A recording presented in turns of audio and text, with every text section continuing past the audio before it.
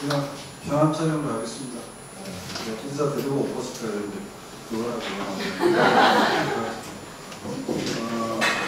소수 정리를 해야 되는데 소수 정리만 나옵니다. 소수만 한지 정리를 할 때 이제 좀더 지난 시간 동안 이제 동양의 세계관에 대해서 아주 핵심을 동양 철학이라서 그렇고 한문에 그런 말이 있어요.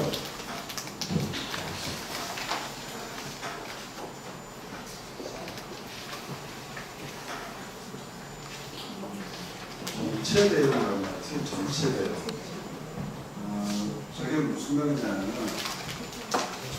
전체가 갖추어지면 지금까지 부분이 있을 때 발견할 수 없었던 어떤 그레이트 펑션이 작동되는 얘기거든요.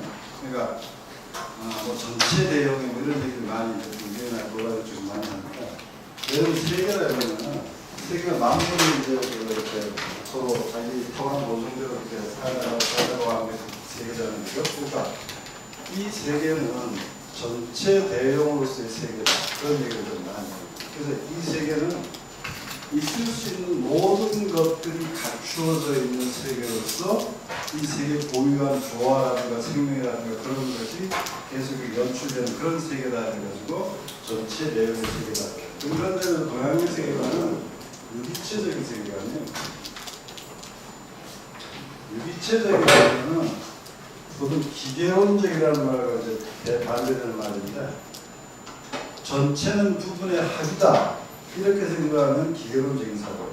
보통 과학이 그렇죠. 뭐 원소가 뭐냐면 분자가 뭐냐면 전체는 부분의 합이다. 그런 기계론적 사고고 전체는 부분의 합 플러스 알파다. 이런 거는 유기체적인 사고. 그러니까 전체가 되면은 부분의 총합에서 발견되지 않던 플러스 알파의 무엇인가 이렇게 생각하는 것을 유기체적인 사고. 보통 이제 생물이 그런 생명이 그런 어떤 현상들이 많죠. 그리고 생물들이 보통 유기체적인 현상들이죠. 생명이 많죠. 그래서 전체 내용 유기체적 그런 것들이 같이 연결되는 상황인데 따라서 이런 식의 사고에서는 지난 시간 그 시간 잠깐 얘기했지만 버려져야 될 것, 존재할 필요가 없는 것 그런 것들은 하나도 존재하지 않아요. 모든 것은 다 존재할 이유가 있어서 존재하는 그런 식의 것들이 모여져서 이 세계를 이루는 거예요. 그런 식으로 생각합니다. 그러니까 그 지난 시간에 잠깐 뭐 가끔 말씀드린다 말하는데 그 화엄의 사법계 같은 것들 지난 시간에 무슨 얘기냐면은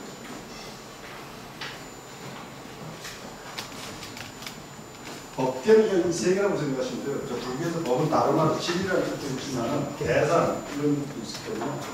세상을 보는 네 가지 관점이 화엄에서 말하는 사법계인데 그런 관점에서 보면 그러니까 사법계라는 세계를 보는 네 가지 관점이에요. 첫 번째는 제가 잠깐 말씀드렸지만 모든 것은 다 각각 다른 색깔을 가지고 있는 다르게 생긴 다른 성격을 가지고 있는 것들이 모여있는 것이 이 세상입니다. 그렇죠? 그래서 보통 만물이라고 그러죠. 만 가지가 있다는 게 아니라 무한히 많다는 거죠. 그런 관점으로 세계를 보는 것이 그 텍스트에 있는 사법계라고 해요.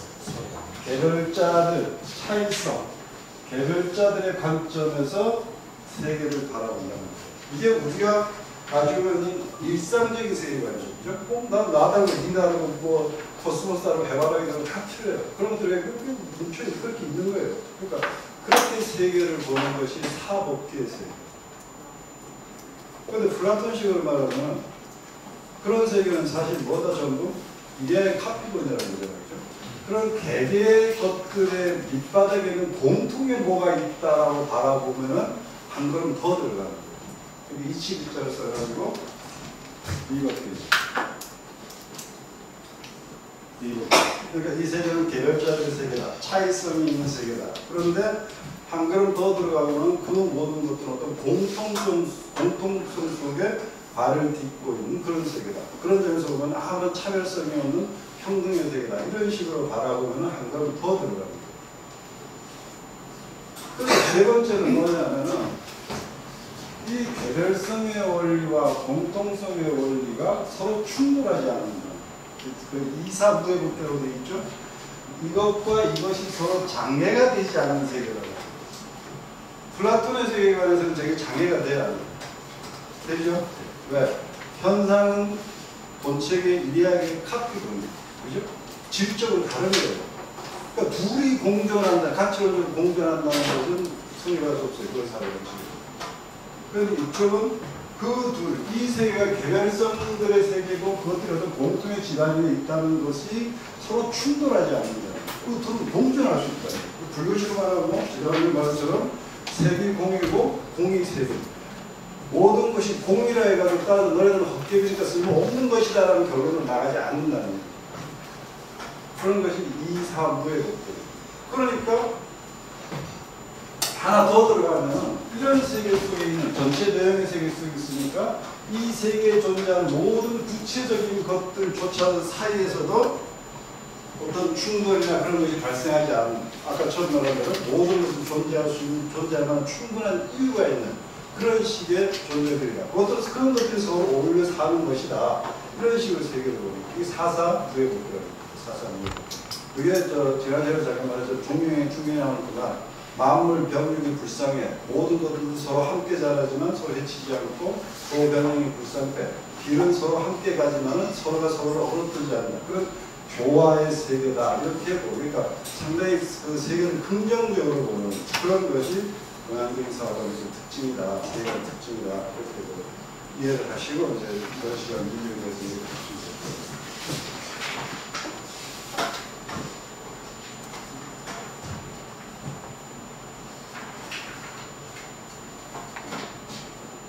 그 전체 대응, 제가 대학을 다니고 있을 때, 지도교수가 북한 전체 대응이 또 전체 대응이 피부가 닿질 않아요.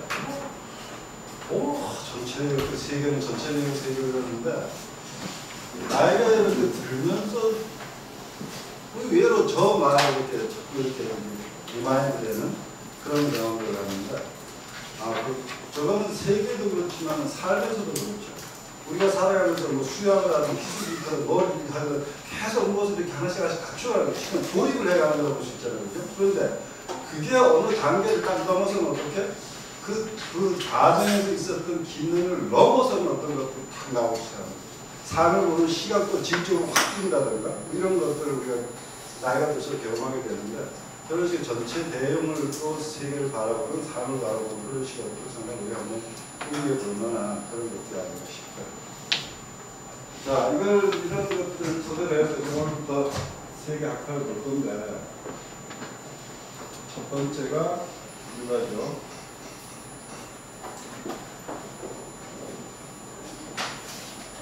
가는 학파라고 했죠. 유라고 불리는 학파. 공자로부터 시작해서 우리가 잘 아는 맹자, 순자, 주자 이런 사람들, 위주에서 퇴계, 율곡 이런 사람들이죠. 퇴계를 이자라고 부르죠. 퇴계를 높이는 사람이 이자. 우리나라에서 그 자라고 자가 붙어 있는 유학자는 딱 두 사람이보다 그 관행적으로 자를 붙이는 사람 둘이에요.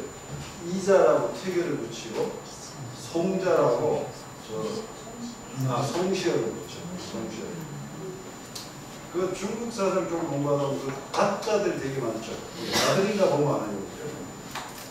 모자, 장자, 공자, 순자 많이 있잖아요. 그런 식으로. 이 자라는 말은 너로 말하면 선생님이라는 뜻이죠. 남자에 대한 미칭이에요. 그 당시에 이제 남성적인 사회니까 CCTV를 가지고 CCTV에 속하는 그런 남성에 대한 미칭이 자.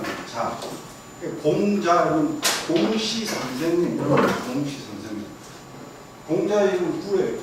언더구자. 머리가 이렇게 두툼한 쌍구 모양에 따라가지고 공구라 그러는데, 그러니까 공자는 공시 선생님 이런 거. 여기 조금 더 이렇게 칭호가 높아가면 주출시대 이렇게 주정시다가 주출시대 말 중후가 정시 중후반으로 가면 부자가 붙어요. 부자 이러면 니네 나라 다 선생이니까 좀 더 높일 필요가 있으니까 앞에 부자를 붙여요. 부자. 공부자께서 이렇게 말을 많이 하죠. 공부자. 그런데 그렇게 쓰이다가 한대에 들어와가지고 유교가 이제 국교식으로 이제 되니까 공자에게만 저 호칭을 허용하고 다른 사람이 쓰지 못하게 하는 이런 식이 돼서 그부터 이제 공부자 이런 식의 그 호칭이 나오고 그 공자를 영어로 뭐라 그러죠?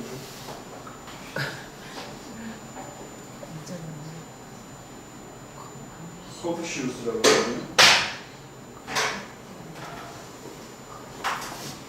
이게 아주 그 기가 막힌 오해의 번입니다. 다른 사람들 중국에 와가지고 공자를 공부자 그러거든요. 자라는 게 남자, 이렇게 지성인에 해당하는 그런 남자를 가리키는 미칭이라는 걸 알았어요. 그래서 어떻게 생각하면 이름이 공부고 뒤에다 자를 붙인 거예요. 이렇게 생각해요. 라틴에서 존칭의 뜻하는 게 시우스 그런 거 있죠? 아우레리우스는 시우스 있잖아요, 그죠? 시우스가 자예요. 그리고 이게 공부가 뭐냐? 공부예요. 잘못 아는 거예요. 잘못 아는 거예요. 공이 공자의 성인인데 후까지가 공자 이렇게 생각해요.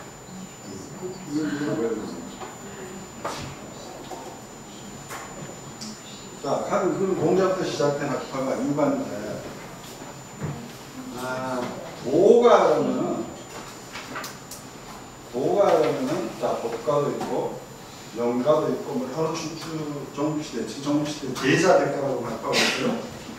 그런데 앞에 부르는 것들은 묵가라는 학파만 빼고 묵가는 이제 그 개천한 사람이 묵적이라고 묵시예요. 묵시. 물론 이제 묵이라는 집단이 군사 집단이 돼서 관련이 있을 수도 있는데 그건 잠깐 제외하고 가면은 그것들은 다 그 학파가 중점을 두는 어떤 주제를 얘기하는 거예요.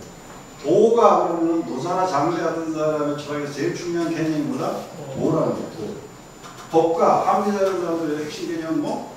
법을 가지고 세상을 얘기하고 명가는 이제 이름, 개념을 가지고 이제 세상이 급격하게 변화할수록 그 언어가 지시하는 대상이 자체가 어긋나죠, 그죠? 요즘 여러분들 젊은 애들 말 통해 안 통하는 것 중에 하나가 뭐 걔들이 쓰는 말은 우리 쓰는 말은 같은데 가르치는 내용이 자꾸 바뀌어 가는 거죠, 그죠? 이게 문제다 해가지고 이걸 바로잡아야 된다고 했다는 게 명가입니다. 자, 그럼 이걸 가지고 보면은 자, 공자 이후 시작된 하나의 전통은 유가라 그러니까 유가가 무엇인가를 이해하는 키포인트는 어디에 있어요? 유에 있죠, 그죠? 유. 저 유가 무슨 뜻이에요? 유가 무슨 뜻이에요? 한자라고 간단히 무슨 유자예요, 지금? 응? 센스 있는 거나 보통 네이버 한자라고 보통 선비 유자, 이런 유교 유자 그러죠. 그런데 그건 후대에 생긴 일이고 후대에 생긴 일이라기보다 후대에 이제 유교를 얘기하는 중심적인 언어가 되니까 이제 그것도 거고 주유라는 말이 있어요.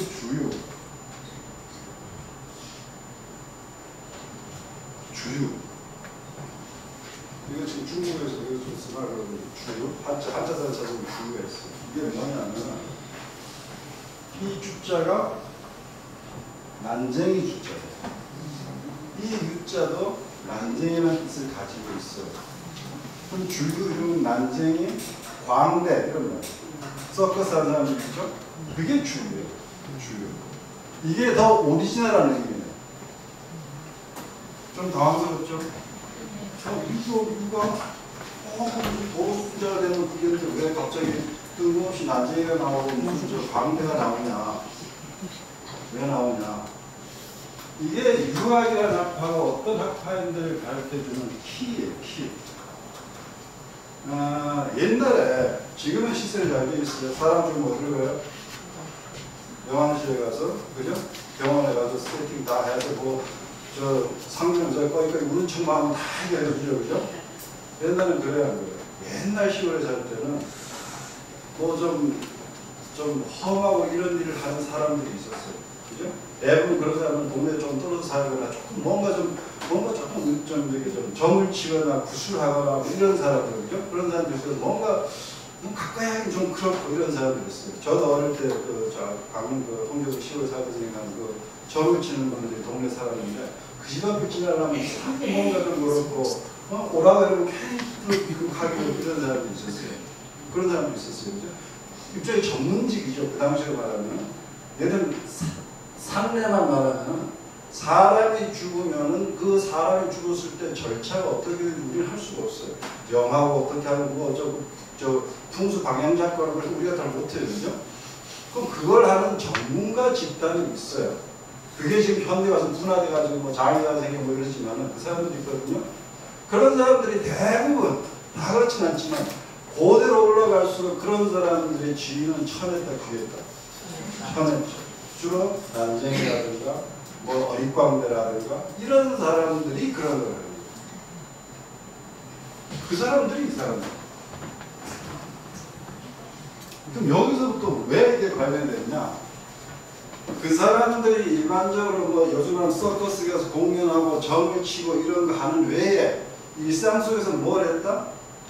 예법에 대한 전문가들이죠. 사람이 죽었다, 뭘 했다, 절차라는 게 있잖아요. 예라는 건 하나의 절차예요. 절차대로 해야 되는데 그 전문가들이 누구다? 이 사람들이에요. 그러니까 이 주유라고 불리는 사람들의 한쪽 성격은 신분은 천하고 이러지만은 예를 집행하는 예 전문가였다라는 것이 이 사람들의 뜻에서 튀어나와요. 이게 바로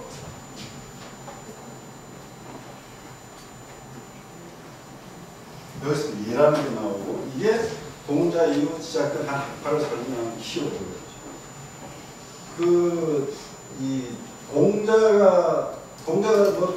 공자 자신은 자기의 삶이 되게 성공한 삶이라고 생각 안 했을 가능성이 높다는 얘기 했었죠, 그죠?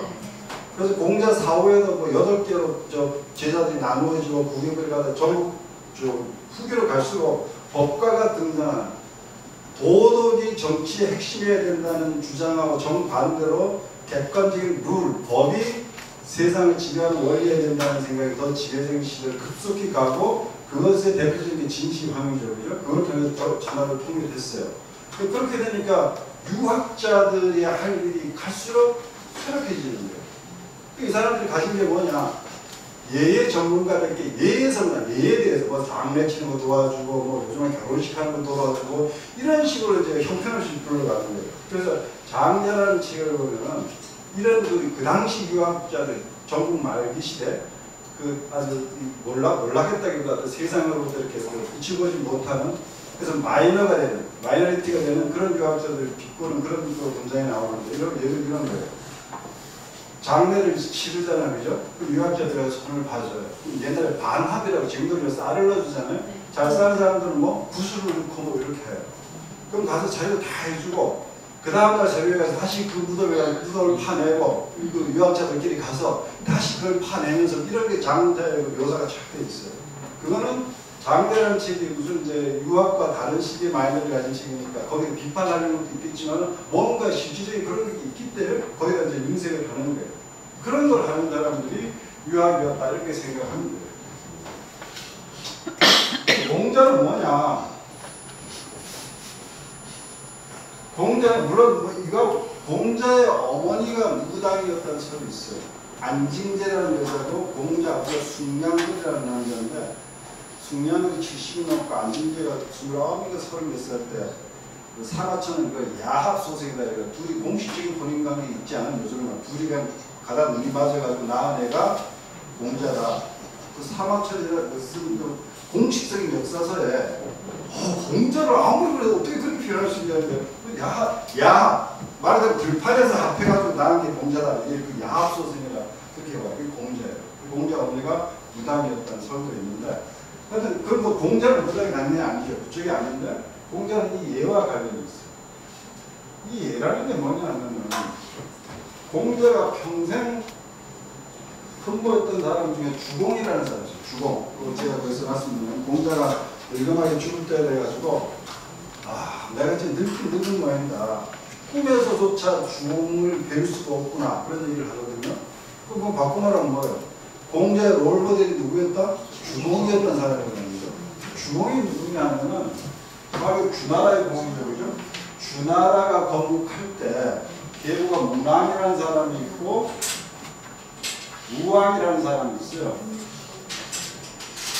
이 문왕이 주나라의 기틀을 잡고 실질적으로 은나라를 무력으로 쳐서 물리치고 왕을 세운 게 무왕이에요. 무왕. 이 무왕의 아들 중에 한 사람이 주롱입니다. 그런데 무왕이 죽고 나서 이제 무왕의 아들이 왕이 돼야 될 거 아니에요, 그죠? 성왕이라고 우리로 말하면은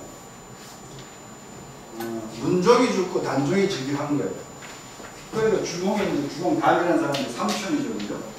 두 가지죠. 수양처럼 하거나 아니면 뭐 조카를 그걸 하거나. 그런데 주공이 선택한 것은 조카를 잘 보호해서 조카가 어린 될 때까지 모든 건국 초기니까 아직 반란이 진압 안 된 것도 있고 또 새로운 도전자도 있고 여러 가지 그럴 거 아니에요, 그죠? 그래서 저 어린 조카를 왕의 튼튼히 보호하면서 그 어린 조카가 등장하니까 삼촌 중에 주공의 형제 중에서도 저 조카 모르는 내가 왕이 돼야 되겠다고 나선 사람도 있었고, 그 주공이 이제 형제간의 전쟁이죠. 가서 이제 그 진압하고 이런 식의 축이 있어요. 있으면서 주공이 그런 생각한 거예요. 자, 이제 주나라는 와나라가 전국 천하를 중국 천하를 먹었어요. 먹었는데 주나라는 이쪽에 있는 저 지금 서안 쪽, 지금 서안 시안이라는 이쪽이죠. 이쪽에 수도가 있던 나라예요. 이만한 땅덩어리를 먹었어요. 그 당시에 교통 상황이나 통신, 사회적 간접 시설을 봤을 때 저 큰 영토를 직접 통치하는 불가능해요. 그죠? 그 은나라 있고 주나라 있고 그러는데 우리가 이제 하은주의니까 은나라 하나라가 있고 은나라가 있고 은나라가 멸망하고 주나라가 있고 이렇게 생각하는 그게 아니고 은나라 시대에도 주나라가 있었어요. 그러니까 은나라가 전하의 패권을 잡고 있었고 이번 그 조그만 은나라에 복속하는 조그만 나라들 중에 하나가 주나라라는 나라가 있는 거예요. 그런데 이제 주나라가 은나라를 쳐서 다시 천하의 패자가 됐어요. 그러니까 저 나라를 천하를 어떻게 다스릴 거냐? 왕조가 튼튼해지려면 두 가지를 경계해야 돼요. 첫째는 밖에서 들고 이러는 놈을 물러야 되고, 또 하나는 뭐 안에서 하겠다고 하는 놈을 물러야 돼요. 그죠? 이 두 가지를 어떻게 할 것이냐를 고민한 사람이 주공이라는 사람이에요. 그래가지고 거기서 나오는 것이, 거기 지금 텍스트에 있진 않습니다만은 종법과 종법이라는 제도, 그 다음에 봉건이라는 제도. 봉건이라는 이 두 가지 제도를 만드는 사람이 주공이라는 사람. 종법은 간단한 거예요. 요즘 우리가 말하는 종가 얘기하죠. 종가. 제사 보통 몇 대까지 지내요? 4대 정도 지내요. 그런데 4대가 지나도 계속 지내는 사람은 종소는 계속 지내죠. 조상에 대해서. 그죠? 그 제도가 언제 생겼냐면 저 주공에 의해서 확립이 된 거예요. 그럼 그건 무슨 얘기다? 그 조상의 시주의 제사를 계속 받드는 사람이 그 집안에 뭐다? 이거다는 거예요. 나이는 관계없다는 거예요. 우리 여러분들 저 대소사가 있을 때 집에서 종손이 뭐 코올리게 한 초등학교 5, 6학년 되고 이런 집에 가면 종손이 뭔지 모르니까 종손 산천들이 좀 평소에 다 하죠. 그죠? 뭐 땅 팔고 뭐집 팔고 할 때마다 다 그 사람들 알아서 하고 종손이 있다 용돈이나 주는 행세를 하죠. 그런데도 1년에 몇 번씩은 꼭 내가 여기서 세컨트구나 어저렇게 느끼는 게 언제? 제사 지내. 제사 지낼 때 항상 초원은 누구? 종손이야.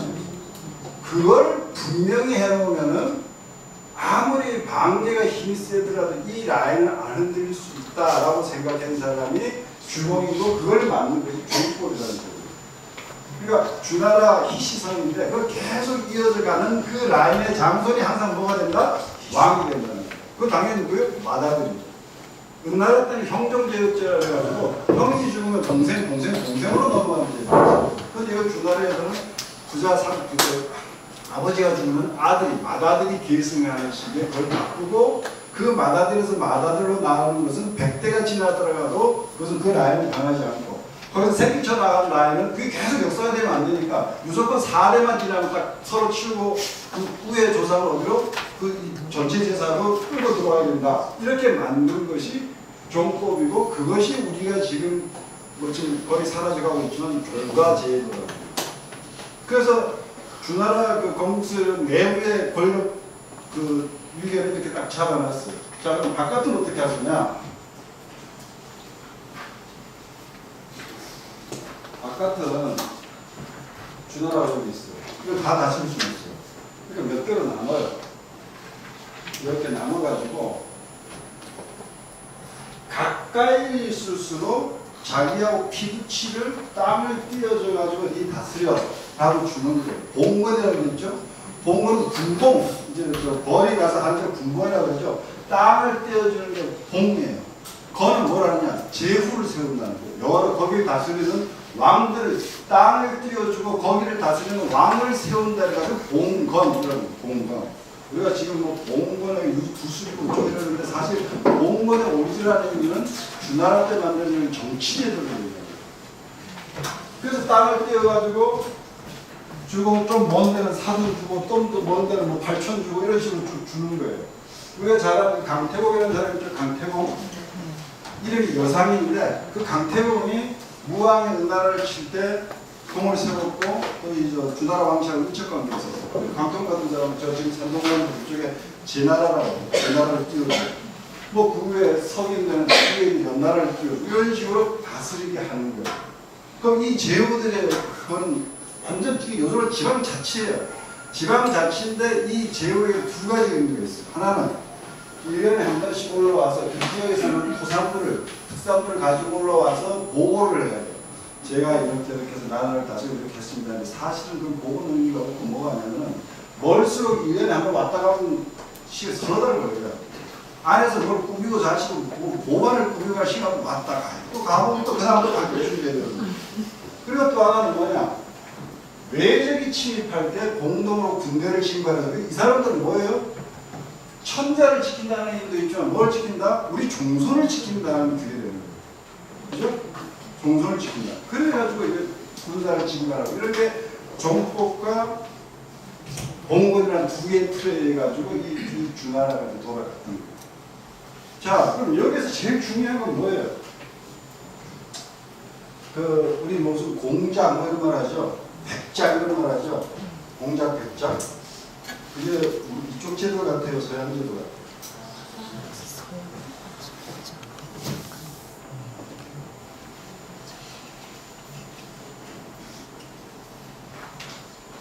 공호백자나 이게 이쪽 제도예요.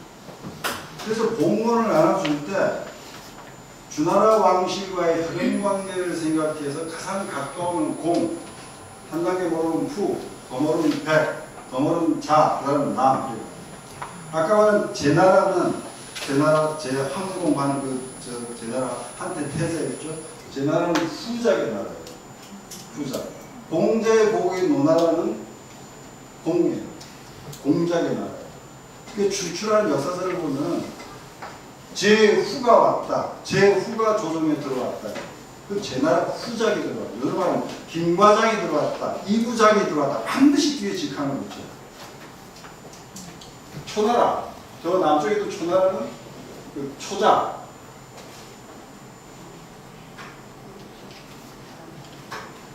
초작. 초나라 자작이 들어왔다. 이런 식으로. 그러니까 왜 이렇게 하냐? 왕실 내부든 왕실 바깥이든 위계가 무너지면 어떻게 되는 거예요? 주나라가 위계인 거예요. 이건 칼같이 지켜야 돼요. 이 위계를 지킨다는 건 뭐예요? 내가 니하고 다르다는 걸 인정을 해야 돼요. 서로 맞먹으려고 하면 위계가 지켜져요? 안 지켜져요? 안 지켜지죠? 내가 니하고 서로 다르다는 걸 계속 확인시켜주는 그거의 뭐다? 이게 우리가 사람들하고 인사할 때 어떤 사람은 보셨습니까? 이러고 어떤 사람은 이러고 이래요. 그죠? 그 단순한 제스처가 내 앞에 서 있는 사람에 대해서 내가 얘기를 표하는 거예요. 그런데 그 제스처가 단순한 뭐 기분 따라 되는 것이 아니라 순간순간 저 사람하고 나의 관계가 어떻다는 걸 순간적으로 판단하고 몸이 자연스럽게 반응하는 거예요. 그죠? 그게 무너지면 안 돼요. 그게 무너지면은 공동체가 지탱이 될 수가 없어요. 무슨 말인지 이해하시죠? 공자는 이걸 봐 거예요. 이걸. 그런데 이 공자 당시에는 뭐다? 저게 다 거의 무너져 땅바닥에 있던 그런 시대. 그러니까 뭐 예를 들어서 옛날에 의례를 할 때 8일무라고 천자가 이제 그거랑 88, 64, 64명이 춤을 추는 그런 어떤 의식을 하고 재우는 6인물하고 6에 36명이 춤을 추고 그 밑에 대우는 4, 46명이 춤을 추고 이런 것들에 예법이 있어요. 그런데 노나라에 있던 대부니까 4, 46, 16명이 추는 춤이 그 사람이 할 수 있는 가장 최고예요. 그런데 자기가 앞마당에서 8일물을 8,860명이 추는 춤을 탁 추고 예전에는 무슨 동해시장이 대통령에 해당되는 의전을 자기 공간에서 하는 이런 식으로 벌어지고 이러는 거예요. 그러니까 완전히 질서가 무너져버려요. 질서가 무너지면 뭐가 무너져요? 공동체가 무너져요. 공동체가 무너져요. 그러니까 공자가 그걸 말해요. 이걸 다시 리바이브 시켜야 된다. 리바이브 시켜야 된다. 그러니까 누가 꿈에도 누가 롤모델이에요? 주공이라는 사람이. 그럼 이런 것들을 바로 잡겠다 해가지고 공자가 자 우리 바로 잡을 때 바로 잡을 안 되죠. 이때도 예는 있었어요. 있는데 이 예의 근본 정신에 대해서 사람들은 망각하고 그 남아있는 뼈대만 가지고 형식만 가지고 예를 행한다 이런 식의 이제 분위기에 일반화되는 거예요. 그러니까 그 공자가 이 예를 다시 살게 돼 어떻게 해야 된다? 그 애초에 왜 예라는 것이 만들어졌는지에 대한 그 근본 정신을 같이 집어넣으면서 그걸 살려야 된다 이런 식의 생각을 어른이 보셨습니까? 각듯이 착착하는데 영혼 없는 인상은 그건 껍데기에 나온 예라는 거예요. 쉽게 말하면 아주 마음을 다해서 표현하고 혹시 뭐 그렇게 해야 그게 정신이 들어가 있는 저 사람하고 나하고는 어떤 차이가 있고 물론 이제 저도 요즘은 그런 시대가 아니지만 어쨌든 그런 차이에 대해서 인정하고 마음에서 우러나오는 또 실천하고 이게 필요한데 그게 안 된다. 근데 그걸 살려야 된다고 생각하는 사람이 공자예요. 그러니까 예를 다시 살리되 그냥 뭐 애들인데 얘를 계속 요즘 충격교실 같은 건 그렇죠, 그죠? 뭐 잘하는 거 가르치고 애들 들어다가 뭐 이럴 때좀 되게 못마땅한데 그게 이제 껍데기만 가르쳐요, 껍데기만. 왜 그 예를 해야 되는지, 얘는 제사를 가르쳐요. 그럼 왜 제사를 해? 거기서 뭐 좌우 세 번 돌리고 이러면 다 쓸데없는 거고 왜 내가 이 제사에서 절을 해야 되는지에 대해서 같이 가르쳐줘야 되는 거예요. 그게 필요하다는 생각입니다. 그래서 그 우리가 하나의 공동체의 구성원이라는 것은 이 예와 뗄 수 없는 관계. 옛날에 지금도 우리는 이 예 속에 살고 있어요. 그런데 이 예를 되살리되 그 왜가 왜 필요한지 어떤 내적인 어떤 상태, 마음 이런 것들이 같이 들어가야 된다는 거예요. 그게 뭐예요? 그게 인이라는 거예요. 그래서 공자가 이걸 이제 작업을 하는 거예요. 거기 제가 그 공자가 이제 이렇게 나왔습니다. 20페이지 위에 있는 것 두 개, 또 공자가 그러죠. 예다이라는 것이 옥과 비단 같은 예물을 말하는 것이겠느냐. 음악이나 하는 종과 국 같은 악기를 말하는 것이니까 뭔 얘기예요? 형식이나 뼈대가 곧 예겠냐 이러는 거죠. 형식이나 뼈대만 있는 것은 예가 아니고 그게 정신이 빠져서 만드는 거예요. 그러니까 사람이 공동체, 우리가 어떤 조직에 있든 공동체에 있다는 것은 국가나 가정이나 사회에 있다는 것은 거기에 맞는 예를 실천해야 돼요. 그런데 이걸 실천하면서도 이게 없으면, 이 마인드가 없으면 그건 사람이 아니다. 그럼 인이라는 게 뭐냐? 다음 이분들이죠, 그죠? 인이라는 게 뭐냐? 논어에 보면 인에 대한 그 해설이 많아요. 그러니까 일종의 불교로 말하면 금기설법 같은 건데 사람 수준에 맞춰서 얘기를 하는 거예요. 인의 정답 딱 그러면 누가 보면 이렇게 대답하고 얘는 이게 부족하면 이렇게 대답하는데 그 중에 가장 많이 알려진 것이 인이 뭡니까? 그러니까 애인, 사람을 사랑하는 것이고 극기복내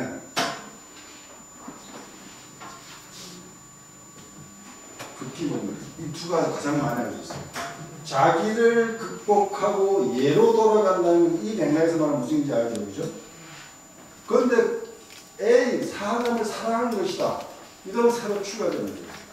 그러니까 우리는 같이 살 수밖에 없는 존재고 같이 산다는 건 하나의 공동체를 이룬다는 것이고 그럼 그런 속에서 내가 공동체 속에서 내가 저 사람과 어떤 관계를 맺어야 되는지 거기에는 형식적인 부분이 필요한데 그것을 내 내적으로 승인하고 내가 적극적으로 거기에 참여하는 그런 식의 마인드가 같이 들어야 된다는 거예요.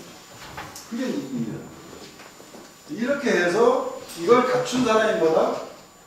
분자다. 이걸 갖춘 사람이. 옛날에 분자가 군주의 아들이죠.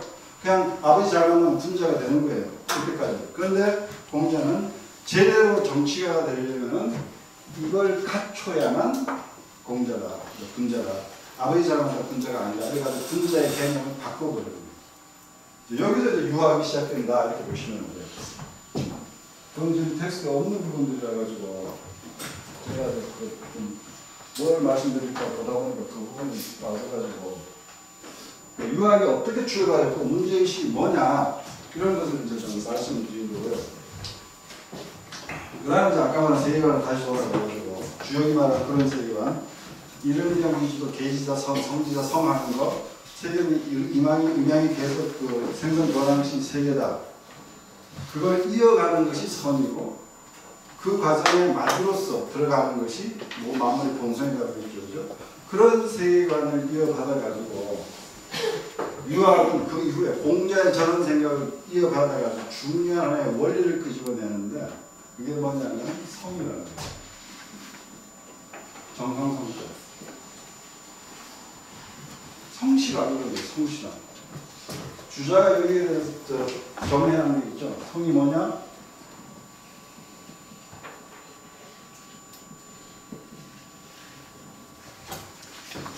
주자가 성은 진실만이다.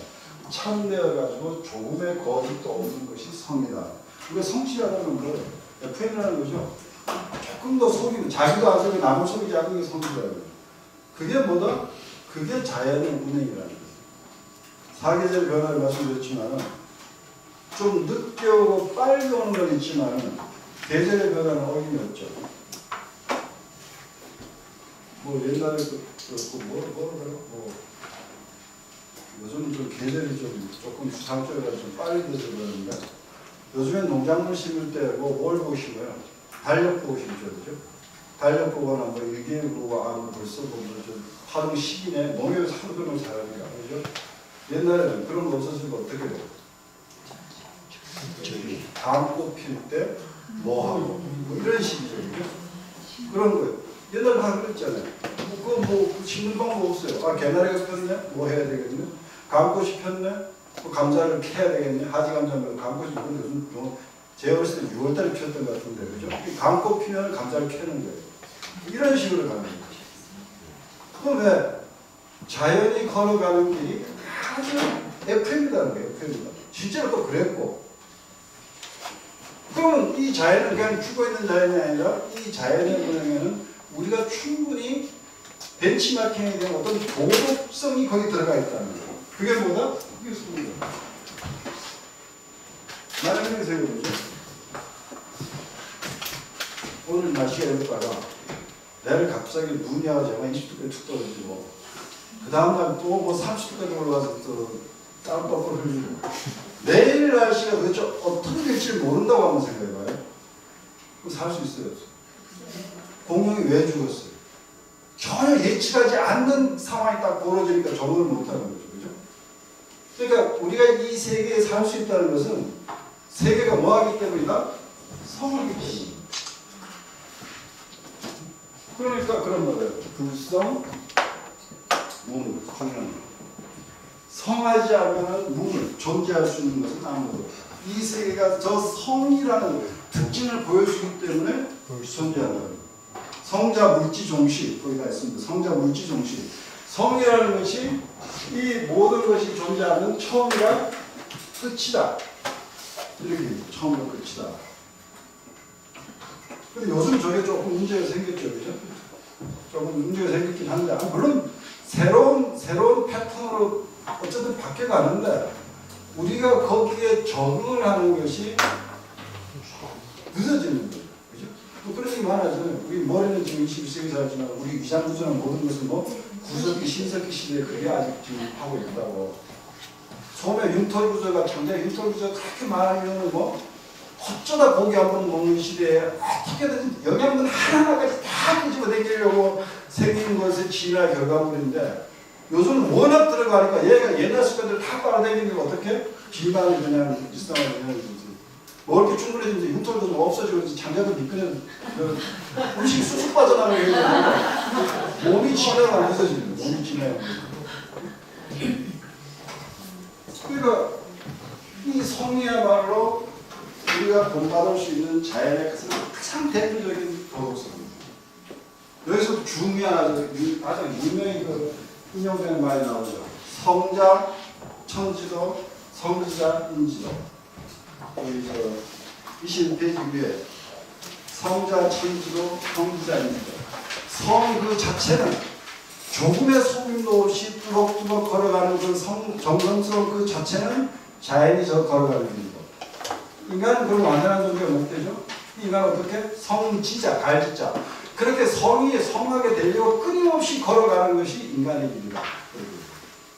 근데 우리가 어떻게 살아야 될 것이냐? 도덕성의 모델은 하늘에 있어요. 자연에 있어요. 그게 성이에요. 간단한 거예요. 인간은 어떻게 살아야 되느냐? 저 성을 끊임없이 내면화시키기 위해서 노력하면서 가야 된다. 그게 성지예요. 맹자는 사성자인지도 성을 끊임없이 생각해야 하는 것이 사람이 살아가야 되는 길이다. 그래서 유학의 기본적인 도덕 원리는 자연으로부터 오고 그것은 성이라는 거예요. 그런데 이게 점점 우리가 자연과 떨어져 있는 삶을 살기 때문에 자연이라는 것이 어떤 그런 정성스러운 성실함, 이것이 규칙적인 패턴이 지배하는 세계라는 것으로부터 떨어지는 삶을 살기 때문에 저런 걸 굉장히 피부에와 안 하죠. 그런데 저건 지금도 그래요. 우리가 인정하지 않으려도 자연은 패턴을 써요. 그죠? 인정하지 않으려도 우리가 거부할 수 없는 거예요. 그래서 요즘은 이런 거죠. 물리학적 공식을 보고, 공식이라고 물리학적 패턴을 보고 그걸 도덕적으로 해석하고 거기서 우리도 그런 식으로 살아야 된다라는 식으로 이제 들어오는 이런 구조가 유학이 가지고 있는 출발점입니다. 그러면 자연이 있고 사람이 있어요. 자연의 A라는 특성이 있어요. 그러면 인간은 만물을 포함해서 자연의 부분이죠. 동양성에서는 자연의 부분. 이것들이 다 합쳐서 자연이 되는 거예요. 그럼 자연의 A라는 특성이 있으면 인간의 A라는 특성이 있다 없다? 있어요. 당연히 있어요. 그죠? 있어요. 그래서 우리들의 본성이라는 것은 어디서 한 거다? 자연으로부터 한 거다. 천명지성 중요한 첫 번째. 우리들의 본성은 우리가 태어날 때부터 무슨 백화점에 가서 뭘 고르듯이 요걸 내 본성을 할까 저걸 내 본성을 할까 하는 게 아니잖아요. 태어날 때부터 자연의 부분이기 때문에 이 명이라는 형식으로 우리들의 할당되어 오는 거예요. 자, 그런데 이 자연은 어떤 세계예요? 성으로서의 세계예요. 그죠? 죽어있는 세계나 같이 중점 세계가 아니라 어떤 도덕성이 충만한, 주역으로 말하면 이름이라미죠, 계지자, 성지자, 성, 생생쥐역, 끊임없이 생명을 낳고 낳는 그런 식의 세계예요. 그죠? 그것이 우리한테 오는 거예요. 자, 그럼 어떻게 살아야 되느냐? 답은 어디에 있어요? 밖에 있어요? 안에 있어요? 안에 있죠. 그러니까 솔성지리 어떻게 살아야 될 것이냐 하는 길은 어디에 있다? 우리 내면의 본성을 들여다보는 거예요. 멀리 가서 알 필요 없어요. 가오제나 사람 동양철 강의 온다는 그 사람들 가서 좀 삶을 가는 길이나 좀 배워볼까? 다 필요 없는 거예요. 자기 속에 있는 거예요.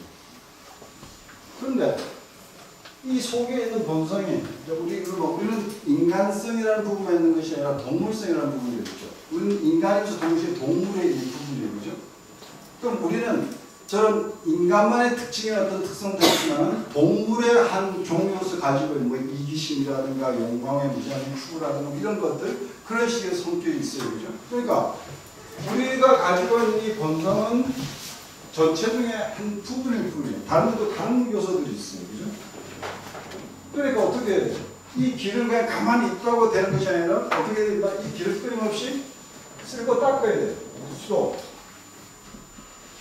길을 쓸고 닦고 가 나가는 것이 뭐다? 이것이 문화다. 가르침, 교자인데 옛날에는 임금이 하는 교화 정치를 그러죠. 임금이 내린 명령사가 뭐예요? 교지. 그죠? 정치는 교화. 이 교는 요즘 쪽에서 학교에서 선생님이 학생이 가르치는 가르침을 넘어서 문화 이렇게 폭넓게 하면 되는 거예요. 천면주의성, 솔성주의도 수도주의입니다. 거꾸로 말하면 인간이 영위하고 있는 모든 문화는 어떻게 살 것인가에 대한 답이다. 그런데 어떻게 살 것인가에 대한 답이라기보다 어떻게 살 것인가 하는 그 고민의 산물이다. 그런데 어떻게 살 것이냐는 답은 어떻게 한다? 머리가 끝없이 우리들의 본성만 들여다보면 됩니다. 그 본성은 왜? 어디서 또 오기 때문에 자연에서 거의 무조건적으로 오는 것이기 때문에 이런 이제 구조가 성립합니다. 이게 유학의 기본적인 성에서 출발해서 천명주의성, 절성주의도 수도지교로 오는 유학에서 출발하는 어떤 그 인성은 우리가 왜 도덕적인 존재여야 되고 도덕적인 존재일 수 있느냐에 대한 아주 핵심적인 뼈들이에요. 물론 이 성 앞에는 뭐가 있어요? 이런 식의 세계관이 끄는 뭐가 있어요? 주역적인 세계관이 있는 거죠. 주역적인 이런 거죠. 주역이 바라보는 세계.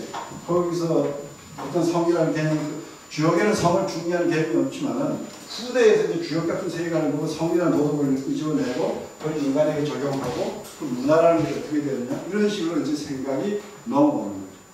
그게 유학이라는 동아시아 그 사람들의 생각과 행동을 그 2000년이 넘게 지배했던 유학이라는 그 사상이 가지고 있는 기본적인 그 얼개예요. 이 속에서 이제 그 다음에 이제 이 본성이 그러면 좀 더 세부적으로 들어가는 거죠. 이 본성이 어떻게 생겼냐고 지지고 볶고 싸우고 이렇게 뭐 이제 하는 것은 이제 디테일에 들어가는 거고 기본적인 얼개는 이거다.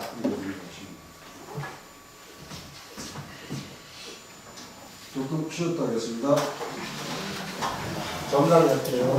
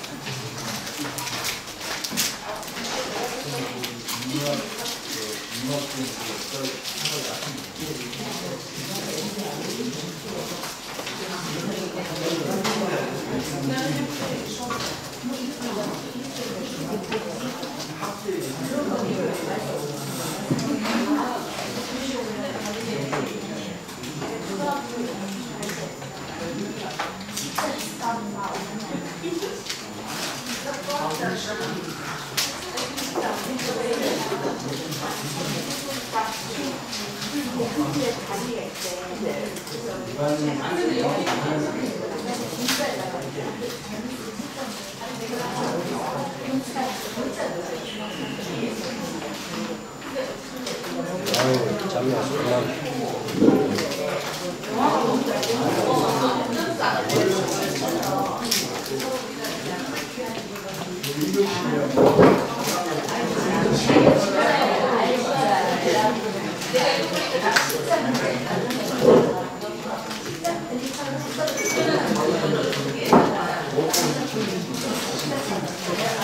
그냥 가서 볼까?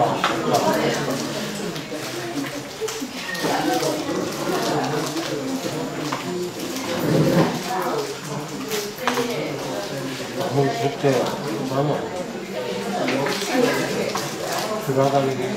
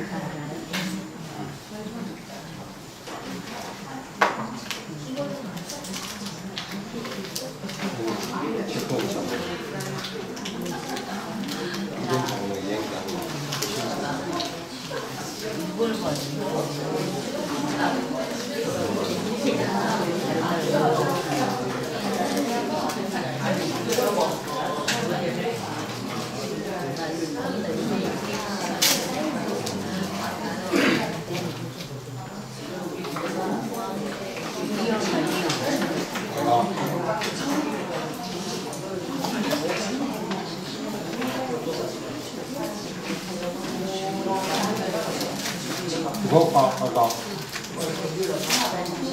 아, 하지 마.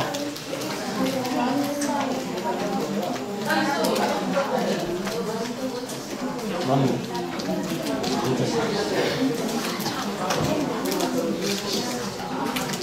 내가 판단할 때는 이게 동영상이야. 설레기로 한다며.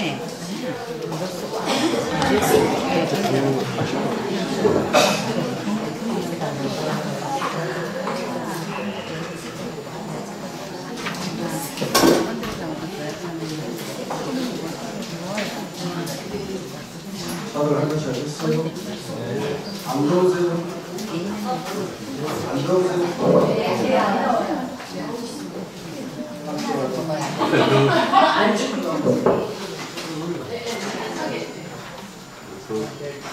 저는 제가 이렇게 혼자 왔다 갔다 하면 저는 좀 더운데 좀 바람에서 이런 가까이 들어서 하겠습니다. 자, 그럼 이제 남은 게 뭐냐? 천년이라고 했잖아요.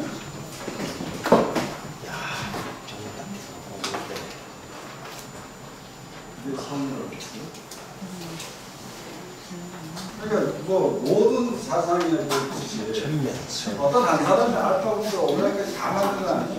앞에 선수는 뒤따른 사람이 그걸 가지고 또 자기대로 또 각세가 어디 나가는 겁니다. 그래서 주역내로 그런 것도 주역적인 면이 있고 중용으로 이어지고 한쪽에서 농자가 제도적인 측면에 그런 생각했고 어쨌든 냉자가 오고 이렇게 가는 거예요. 그럼 어쨌든 그 전체를 가지고 이제 그런 틀에서 얘기할 수 있는데 자, 그럼 이제 남은 문제가 뭐냐? 이것은 내용이죠, 내용. 그죠? 아까 정성성자는 엄밀하게 말하면 내용이 아니라 뭐예요? 형식이에요. 그죠? 성실하고 뭐 정론도 성실하고 감도 성실하고 다 할 수 있는 게 사회권 성실하고 성실에 사기치지 뭐 농촌에 사기 못 치죠. 그죠?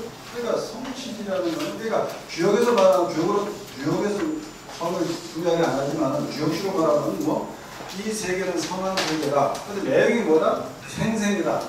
그 성의 내용이 뭐냐? 끊임없이 생명을 나아가는 것이다. 이런 식으로 보여주는 거죠. 그러니까 성이라는 것은 하나의 그 형식의 측면이고 우리가 갖춰야 될 우리 자신을 계속 업그레이드 시켜야 되는 갖춰야 될 하나의 그 자질이에요. 자질.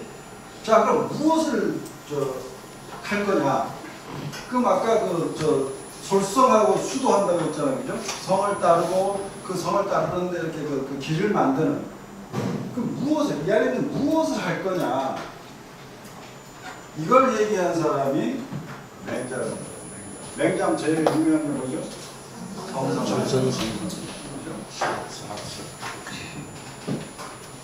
맹자가 그런 게 지금 배척이 있는데 이게 낮잠을 자고 있는데 바닥에 조그만 흔들이 있고 조그만 애가 아장아장 공학보다 얼마나 지금? 조그만 애가 아장아장 우물가에서 노는 걸 봤어요. 김씨집엔지, 최씨집엔지 뭐 잘 무심코를 보니까 뭐 애가 놀고 있어. 더운데 식좀 가다가 쭉 자면하고 자다가 무심코 눈을 뜨고 보니까 언제 이놈이 이거이 가가지고 반쯤 되는 거는 걸려가지고 바람만 쑥 불면 우물로 푹 빠져들 그런 상황을 딱 봤어. 여러분들 그런 거 봤어요. 그래서 시간이 안 되니까 강의 끝나고 나갔는데 좀 난간에 애가 뭐 아까 강의 들어올 때도 깜짝깜짝 애가 하나 있더니까 나갔는데 딱 나갔는데 애가 난간에 매달려서 막 바둥바둥 까딱하고 떨어지는 거 딱 봤어요. 어떻게 하시나요? 왜 준다? 왜 준다? 왜죠? 역시 동해시인. 다른 얘기해볼게요. 요즘은 이제 그런 사고 스크린도어가 생겨서 그런 많이 없어졌는데 지하철 사고 옛날 많았죠. 서울에 볼 일이 있어가지고 볼 보고 내가 버스 타고 동서울 가려고 이제 2호선 지하철을 이제 배우고 저쪽으로 길 상가쯤에서 이제 붙는데 같은 뭐 앞에서 한 사람이 술이 취했네. 술잔지 해랑 왔다 갔다 하는 게 여기 좀 그래서 아씨 그런 건가 보다 하고 신경 안 썼는데 좀 있으니까 기차가 들어온다고 빵 하고 들어오는데 이제 현재 스크린도 없는 겁니다 지금. 빵 하고 들어오는데 이 사람이 툭 떨어졌어. 어디서? 바로 내 앞에. 두 가지. 그 사람을 살릴 수 있는 사람은 나밖에 없고, 그런데 확률은 반반이야. 들어가면 같이 죽거나 둘이 살거나. 어떻게 하실까요? 구해준다. 역시 동희 씨. 불가하시니 반쯤 불가하시는데.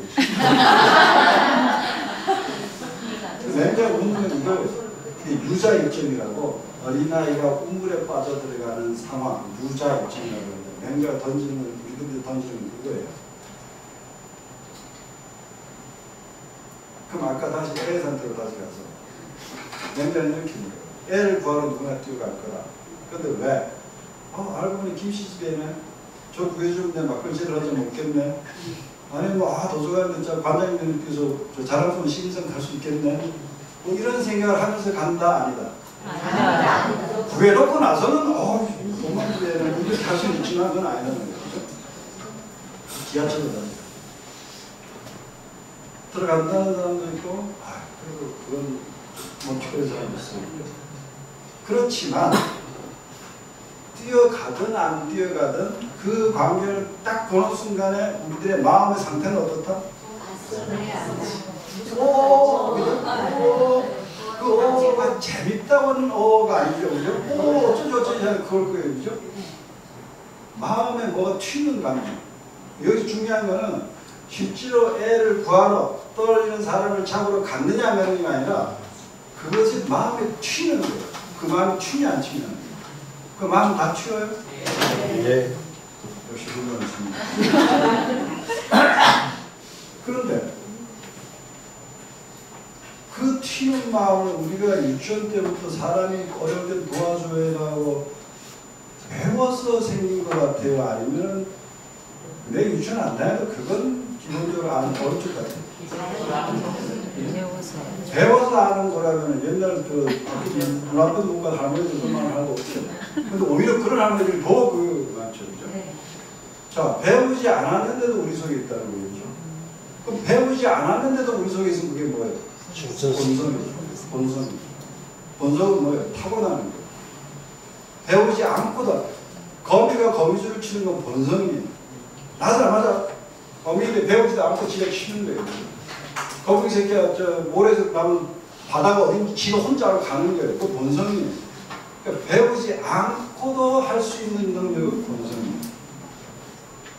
자, 이로부터 뭐가 증명이 된다? 우리는 상대가 도움이 필요한 그런 애절한 상황이면 그 상황을 불쌍히 여기고 측은해하는 마음이 우리 속에 있다 없다? 있다.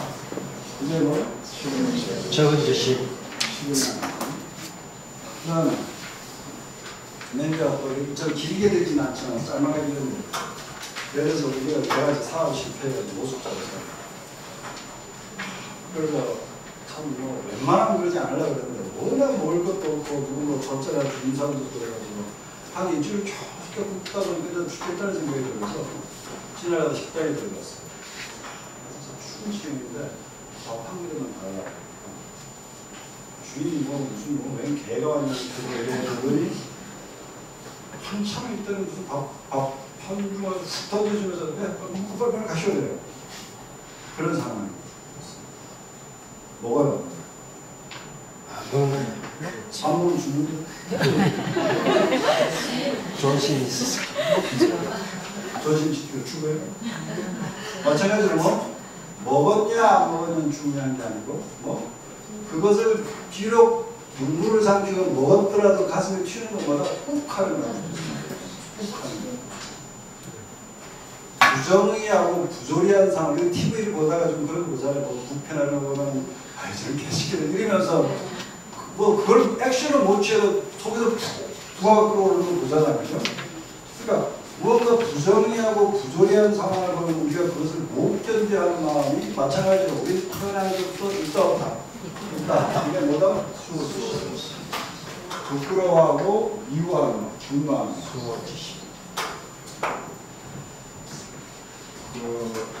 그런 경우 많으시죠. 연세들 보니까 분명 다 그런 경우가 버스 타가지고 자리를 양보해야 되는 말해야 되는 가끔 힘들이 있어요. 소시적으로. 뭐 필요 없지. 운동하고 와서 피곤해 죽겠어가지고 버스를 탔는데 마침 자리가 좋고 앉았는데 한 잔만 한거 지나지 않아서 오그라도 쇼를 안 하니까 하더니 아니나 다를 거 어디? 일어나야 돼요. 요새는 일어나요.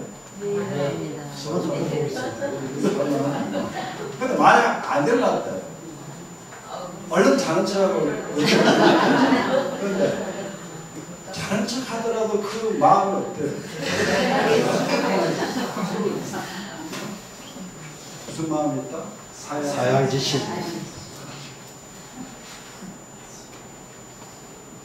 이렇게 얘기할 수 있어요. 안 그런 애들 있는데 요새들 보니까 얼마나 뻔뻔한지 뭐 바로 휘두르면서 할머니가 이게 소대가 타도 전혀 그런 애들이 있더라. 그런 애들이 있어요. 뉴스 보면 저 인면 수심을 가진 사람들이 있어요. 그래서 그거 뭐 아니잖냐. 어쩔 때 얘기하더라고. 자, 그 다음에 뭐가 있냐면 우리가 그런 것을 보고 마음을 못 견디하고 분노하고 양보하려는 것은 우리가 뭐 그래야 될 상황이라는 것을 판단을 할 수 있다는 거죠. 판단할 능력이 있다. 그 판단할 능력이 없으면 이게 마음에서 튀질 않죠. 그죠? 그러니까 우리는 이 앞에 것들이 이 상황에서 발동이 돼야 되는 것이 마땅하다 아니다 하는 것을 자연적으로 아는 그런 판단, 도덕적 판단 능력이 있어요. 그게 뭐냐? 시비지심. 그 시비지심이 이제 그 옳고그로 그러는데 뭐 이제 우리가 뭐 진리냐 아니냐 그걸 따지는 게 아니고 시비지심이라는 것은 이것들이 작동돼야 되는 상황이다 아니다를 스스로 판단할 수 있는 선천적으로 가지고 있는 도덕적 판단력을 시비지심이라고 시비지심. 자, 이 내용을 배우지 않아도 알아. 그러니까 뭐다? 원심이다. 그런데 이것은 완제품이 아니에요. 그냥 싹이 씨앗으로 주는 거예요. 그래서 뭐라 그러느냐? 이 일을 뭐라 그러느냐? 사단이라고. 네 가지 실발이라는 거예요. 단서라는 거예요. 단서. 우리들의 본성에는 이런 것이 하나의 씨앗으로 주어집니다. 완제품으로 주어지면 비도덕적으로 살생을 하나도 없죠. 그죠? 씨앗으로 주어요. 씨앗으로. 아까 왜 인면수신 같은 친구들이라든가 할머니가 그랬다든가 휘파람 불 수 있는 애들이 왜 가능하냐? 그 씨앗을 어떻게 했더니 말려 죽였기 때문에. 그래서 이걸 어떻게 해야 되느냐? 확장하고 확이충지라고 하는데 충실화시켜서 가득 채워야 돼요. 마음. 확이충지 이런 거예요. 할머니가 탔어요. 옛날로 돌아봅시다. 일어날까 말까 날까 말까 그러죠. 한 번은 일어나고 한 번은 앉고 그런 걸 할 거예요. 일어나면 다리 아프지만 뭐 마음 편하게 있을 거예요. 앉아서 가는데 다리는 안 아프지만 마음 편하게 있을 거예요. 그럼 일어날까 말까 할 때는 우리 마음은 저 싹에 물을 한번 줄까 밟을까를 하는 거예요. 그런데 10번에서 7, 8번까지 계속 밟았어. 그럼 저 싹이라고 그랬죠. 단서라고 그랬어요. 저건 어떻게 돼요? 죽어요. 그러면 그 다음엔 아까 말했던 할머니가 이게 소대가 타도 전혀 마음에 미동도 없는 그런 상태가 되는 거예요. 그런데 일어날까 말까 하다 10번에 3번 일어나고 그 다음에 10번에 좌끝에서 10번, 5번 일어나고 그 다음에 10번에 8번 일어나고 이런 식으로 점점 늦지만 물을 주고 했어요. 그럼 저것이 마음에 가득 차요. 그죠? 그럼 가능하겠죠? 그런 상황이 되면은 내가 자리에서 안 일어나면 누가 불편해? 할머니가 불편해. 할머니 죽여. 내가 불편해. 못 견디죠. 이해하시죠? 무슨 말인지? 어떤 것이 습관이 되면 그걸 못하면 못 견디. 이건 아침 운동과 마찬가지예요. 아침이든 저녁이든 운동을 처음에 할 때 되게 피곤하죠. 이거 해야 되나? 맞춰놨다가 누르고 안돼. 날씨도 궁금하다고 안돼. 얼마나 더 써야겠다고 온갖 이유를 대고 누르죠. 그렇지만 그래도 그 중에 한 번 가고 이래가지고 아침 운동이 완전히 습관이 되면은 그 다음에 운동 안 한다면 어떻게 돼요? 아주 이런 컨디션이에요. 그럼 5도이라도 나와서 한 바퀴 돌고 들어가야 돼요. 그죠? 우리가 수양을 한다는 것은 그것이 유학에서 말하는 어디서 말하는 것은 수양을 한다는 것은 자기를 못 견딜 수 있는 상황으로 만들어가는 거예요. 그게 수양이에요. 뭐 거창하게 얘기할 필요도 없어요. 내가 어떤 것을 목표라고 가야 되겠다는 자기를 그 상황이 아니면 못 견디는 상황으로 자기를 만들어요. 당연히 쉬워요. 그렇죠. 끊임없이 유혹까지 하죠. 야 자자 좀 더 자자. 뭐 이러면서 뭐 배 나와봤자 뭐 어떠냐 뭐 이러면서 계속 이제 거기 가는 거예요. 이거 가면은 이 마음들이 꽃이 피고 망개고 열매가 비쳐 이게 뭐가 된다? 인이라는 도덕성이 된다. 이거는 인이라는 도덕성이 된다. 이거는 이라는 도덕성이 되고 이거는 지라는 도덕성. 우리가 하나 잘못 알고 있는 게 있는데 맹자가 말하는 사단이 뭐예요? 저요. 인의 예지요. 그러는데 그건 틀린 거예요. 인의 예지는 사단이 숙성된 결과예요. 이건 완제품이에요. 우리는 태어날 때 완제품을 가지고 태어나는 것이 아니라 뭐 원자재만 가지고 태어나는 거예요. 이 원자재를 가지고 완제품을 만드냐 못 만드냐 누구? 자기가 하게 돼요. 그러니까 공자가 말하는 인이라는 것이 좀 더 확장돼가지고 맹자배우고 좀 더 세분화되는 거예요. 그러니까 물론 인이 여전히 제일 중요하지만은 맹자는 공자의 생각을 받아서 더 세분화시켜가지고 공자가 말하는 이 전체를 만약 인이라고 한다면은 그런 인이라는 것은 본성으로 주어지긴 하지만 천명이라는 주어지긴 하지만 완제품은 아니다. 따라서 계속 우리가 그것을 키워나가야 된다. 이런 식의 생각으로 발전을 시켜나가요. 이게 성선론이에요. 성선론하고 반대가 누구예요? 사원하는 순전이에요. 순자. 순자 나쁜 놈이네. 근데 그게 나쁜 생각 아니에요. 아까랑 같이 인간은 뭐 도덕적인 부분이 있지만 비도덕적인 부분이 있어요. 우리 속에는. 그럼 우리가 도덕적 인간이나 도덕적 사회를 만드는 방법은 두 가지예요. 긍정적인 부분을 계속 키우는 방법이 하나 있고 부정적인 부분을 계속 누르는 방법이 하나 있어요. 순자는 어느 쪽? 누르는 쪽이어야 된다고. 순자는 맹자고 단 100년 뒤에 사는 사람이에요. 더 혼란스러운 시대죠. 인간에 대한 희망이 절망으로 바뀌는 그런 시대를 살면서 여전히 인간이 희망이다라고 얘기하는 게 순자는 아니거든요. 그래서 맹자 당시에도 맹자가 어떤 사람이냐면 아까 저번에 어제 공자가 천하를 다닐 때는 그때 그 냉대 받고 서울 겪은 사람 때 했잖아요. 맹자는 아주 당당하게 뭐 저 맹자라는 책에 보면 뒤따르는 저 수행원이 3,000명이었고 수레가 몇백 대였고 그래가지고 유세를 하다 낯설랑 쓰고 이런 식으로 다니는 거예요. 이 나라가 지금 요즘은 썰을 풀고 또 윤상에 대접받고 다른 나라에 가고 이런 식으로 딱 하는 거예요. 그 당시는 경쟁하던 나라들의 시대이기 때문에 어쨌든 정책가나 지식을 가진 사람들을 스카웃을 해가지고 어쨌든 살아남아야 돼요. 그러니까 법이 중요하다는 사상과 도덕이 중요하다는 사상과 온갖 사상들을 다니면서 유세를 하는 거예요. 그래서 대접받으면서. 근데 제자 중에 하나가 바로 좀 한심했던 거예요. 신이 대단한 때인데 무슨 도덕을 정치해야 되니까 이 씨가 맥히겠냐. 그래서 공자, 맹자라는 말을 우원하는 현실성이 없는 빙 돌아가는 말을 바로 가야 되는데 지금 시대가 바로 가야 될 상황인데 빙 돌아오는 그런 말이다. 이렇게 비판을 받게 됐어요. 그 다음 시대가 순자의 시대.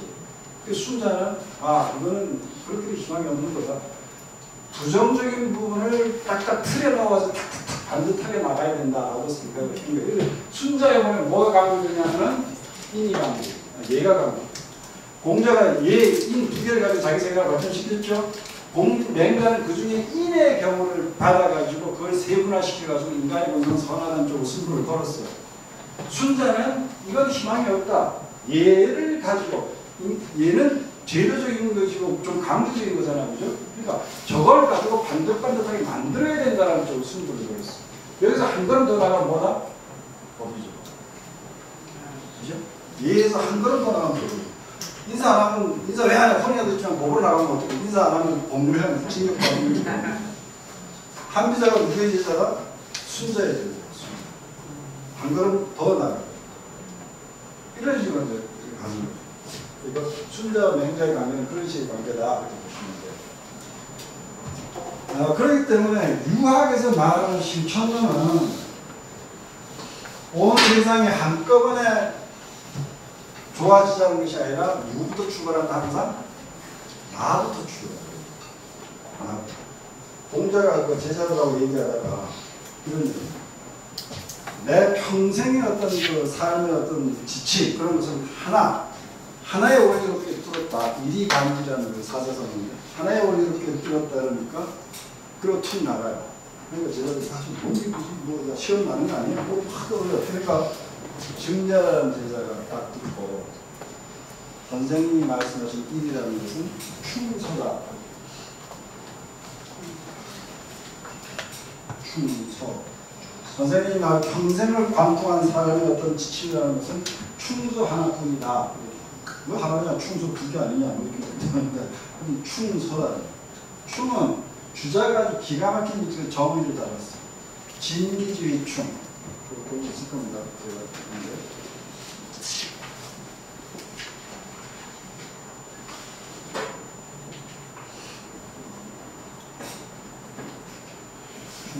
이거는 추기주의서예요. 추기주의서. 지는 100% 다 그걸 한다는 거예요. 진, 말은 알토가기 진이에요.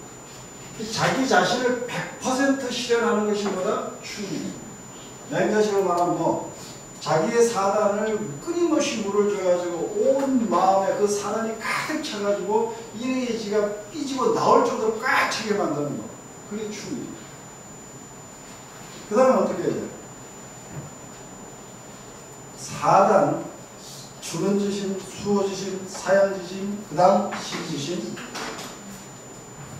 이 네 가지 도덕성이 로빈슨 크루소를 기록했을 게 없습니다.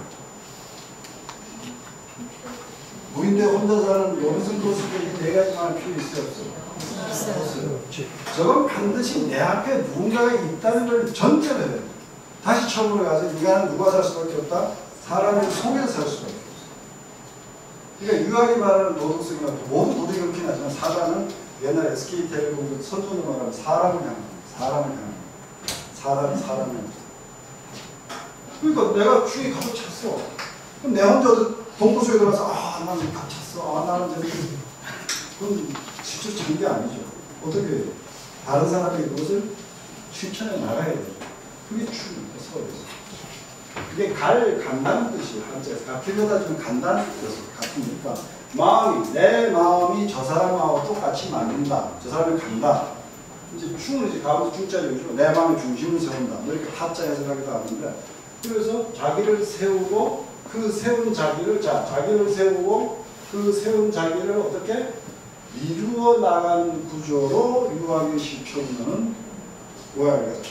동심을 도라라든지 이렇게 파문을 쭉 퍼져나가요. 그런 식이죠. 수신제가 치고 평창 마찬가지죠. 수신, 제가 치고 평창 이런 식으로 항상 자기로부터 출발하고 그것을 이루어나가요. 그래서 이걸 차별해야 돼요. 무슨 그 사람을 말하는 차별적으로 살아가는 얘기냐. 차별적으로 사랑을 해야 되는 이거하고 같이 이해하려면 묵자라는 사람이 있어요. 묵자라는 사람이 겸해를 얘기하는 있어요. 겸해. 그 겸자죠. 겸해. 모든가 사람을 똑같이 사랑한다. 차별과 반대되는 얘기죠. 차별적으로 사랑한다. 똑같이 사랑한다. 반대죠. 그죠?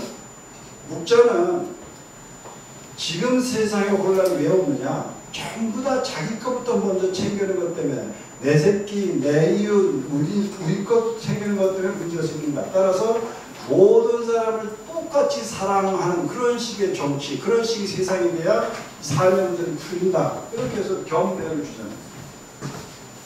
겸배. 이걸 가지고 묵자가 맹자보다 위에요. 공자가 거의 동식의 사람이고 묵정이라는 사람입니다. 이걸 가지고 맹자가 뭐라고 비판하느냐?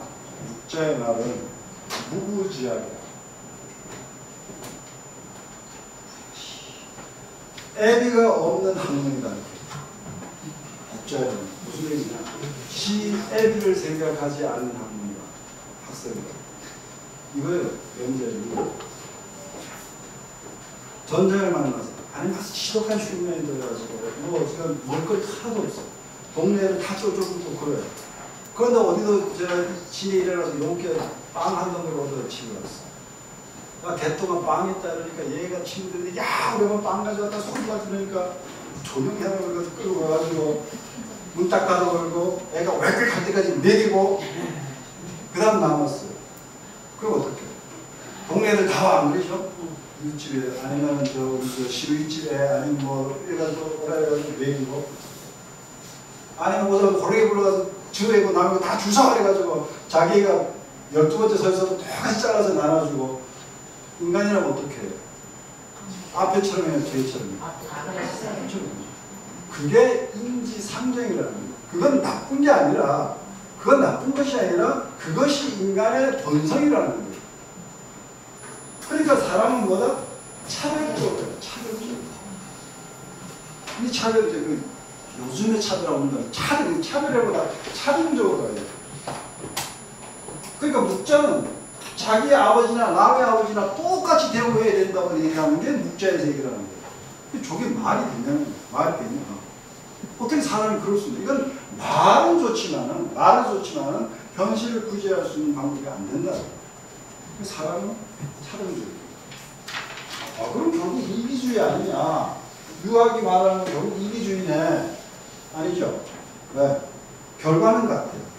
세상을 똑같이 사랑하자, 너도 100으로 사랑하고 한다는 거 하고. 자, 내가 이걸 주장하면 이건 나만 그래요? 아니죠. 다른 사람도 이러는 거잖아요. 그죠? 다른 사람도 이래요. 그럼 나인데 180, 70, 60으로 이 사람은 180, 70, 60으로 때리면 사회 전체에 사랑해 놓은 건 갖다 드립니다.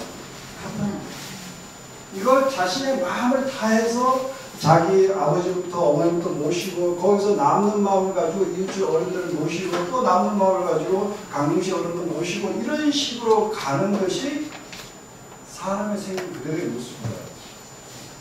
그게 충서라는 충서. 자기를 먼저 세우고 하나씩 이것만 제대로 하면 된다. 이것만 제대로. 뭐 거창하게 세상을 구하겠다. 그거 다 쓸데없는 거예요. 그래서 유학이 상당히 유학은 붕 얘기를 잘 안 해요. 특히 올라갈수록. 성리학 시대는 너무 이론이 복잡해져가지고 이제 공리공론 이런 것들 이제 쓸데없는 뭐 이런 것 복잡한 얘기 나오는데 원시 유학이라고 그러는데 그 주정국 시대 오리지널 유학으로 올라갈수록 유학은 상당히 현실적인 쪽으로 유교적 합리주의, 유교적 실용주의 이런 얘기가 다른데 그 서양적인 과학적 합리주의를 다른 상당히 어떤 삶의 인간 삶의 어떤 그 진면목을 제대로 꿰뚫고 자기들 얘기를 한다 해가지고 유교적 합리주의. 그래서 유교는 항상 자기들의 학문을 뭐라고 하냐면 실학이라고 해요. 실학. 무슨 얘기 실학이 무슨 다산이나 뭐 이때 실학 아니냐. 무슨 실학이냐. 주자도 자기들의 학문을 실학이라고 했고, 왜? 불교나 도화가 말하는 삶에 있는 그대의 현실을 떠나서 얘기하는 것에 비해서 자기들은 뭐다? 삶에 밀착돼서 얘기를 하는 거예요. 그런데 주장도 그렇게 시작했지만, 주장을 이제 불교나 그 당시 유행하던 도교나 이런 걸 비판하고 나가면서 저것은 어떤 삶을 실질적으로 구제할 수 있는 것이 아니다 하고 비판하면서 우리야말로 삶의 현재를 시작하더라도 저렇게 실학이다 이렇게 했는데, 그게 또 해결문을 잡으니까 나중에 또 고인물을 써는 것처럼 그게 또 뭐 주자 말씀이 집이다 해서 주장만 연구하고 그러다 보니까 그게 또 공립공산만 얘기하는 거예요. 거기에 대한 반장을 다시 등장하는 게 원시의 정신으로 다시 돌아가자, 공자의 정신으로 다시 돌아가자 이렇게 나오는 것이 이제 우리가 말하는 이제 정약용이나 이런 사람들의 실학이죠. 그러니까 유학을 항상 문제의식은 실학이에요. 삶의 어떤 현실에서 출발해야 된다. 이것이 유학의 처음부터 끝까지 가지고 있는 문제의식. 그래서 앞으로 좀 전형적으로 드러나 있는 것이 차별, 맹대 삼성 이런 것입니다. 이런 것을 실현하는 사람, 이래 가서 그런 걸 실현할 수 있는 사람이 누구냐? 금자예요. 금자예요. 유학에서 이상적으로 생각하는 사람. 그 금자를 우리말로 말하면 뭐 제가 봐요. 한자에 우리말 뭐 선비에서 가르치죠, 그죠? 선비. 퀴즈 하나 낼까요? 맞히시는 분 다음 주에 안 나오거든요. 선비는 벼슬을 해야 될까요, 말아야 될까요? 말아야 돼, 말아야 될 거지. 선비는 벼슬을 해야 되는 사람일까요? 아니면 하지 말아야 되는 사람일까요? 말아야 돼. 하지 말아요. 해야 된다는 선거가 있어요. 그거 하지 말아야 된다. 다음 주에 안 나와도 되는 분 세 분밖에 없는데. 선비는 벼슬을 해서는 안 되는 사람이면은 유국서진 선비예요. 유국서진 벼슬 말았어요. 말았어. 선비예요. 아니요. 그 기준으로 하면 선비 아니에요. 아니요. 퇴계 선생 선비예요. 아니에요. 그럼 도대체 누가 선비예요? 거기에 맞는 사람 저 나이는 조식이라고 저 전체에 살고 뭐 그때 문정하고 뭐저 단성 현감으로 그때 제수되니까 단성이 이제 그 진천 고기 단성이 진주의 진양 단성인가? 하여튼 그 산청 진주 요쪽인데 지 살던 고향인데 그 여러모로 퇴계하고 남녀는 이렇게 좀 여러모로 이렇게 좀 대비가 돼요. 퇴계는 교실에도 나갔고 좀 사람이 좀 원하고 좀 이런 좀 백식하고 이러는데 남녀는 아주 상포상하고 교실에도 안 나가고 뭐 목이 목을 칠남치라 이런 식의 그 사람인데 그 둘이 서로 한 번도 만나지 않고 편지한 서로는 주고받았는데 둘 다 서로에 대해서 불만을 했어요. 남녀는 왜 그렇게 벼슬길을 기웃거리냐 이게 불만이었고 퇴계는 뭐 그렇게 잘났다고 좀 어른들이 나서서 이렇게 좀 해야 역할을 해야 되는데 뭐 그렇게 잘났다고 어떻게 앉았냐 이런 식으로 좀 서로 조금 완곡한 불만들이 있었는데 그 남녀의 단성 현감 사이에 제수되니까 영경 때 각 부인하고 영경과 어머니가 누구예요? 문정왕 드라마 많이 나오잖아요. 문정왕 승보하고 뭐 로맨스도 있고 그 문정왕과 대왕대회 수련 참가했는데 그러니까 그냥 남매인이라고 남매이 그냥 뭐 안 하면 아이고 쟤 못하겠어 이러면 되는데 이 사람이 거기다 쭉 쓰면서 이제 뭐 지금 돌아가는 형세를 보면은 대왕대비라는 사람은 이제 그 서방을 읽고 구주를 깊은 데 들어가서 세상 부처고는 과부고 지금의 왕은 어려서 아비를 잃은 고아에 지나지 않으면 뭐 이런 얘기를 쭉 써가지고 이제 올려요. 그 유명한 단성현강 사직서인데 조선이 바깥주시 그렇게 써야죠. 저걸 어떻게 저걸 죽여 나라 저걸 어떻게 조인트를 어떻게 깎아 뭐 감론을 뭐 가다가 결론은 어떤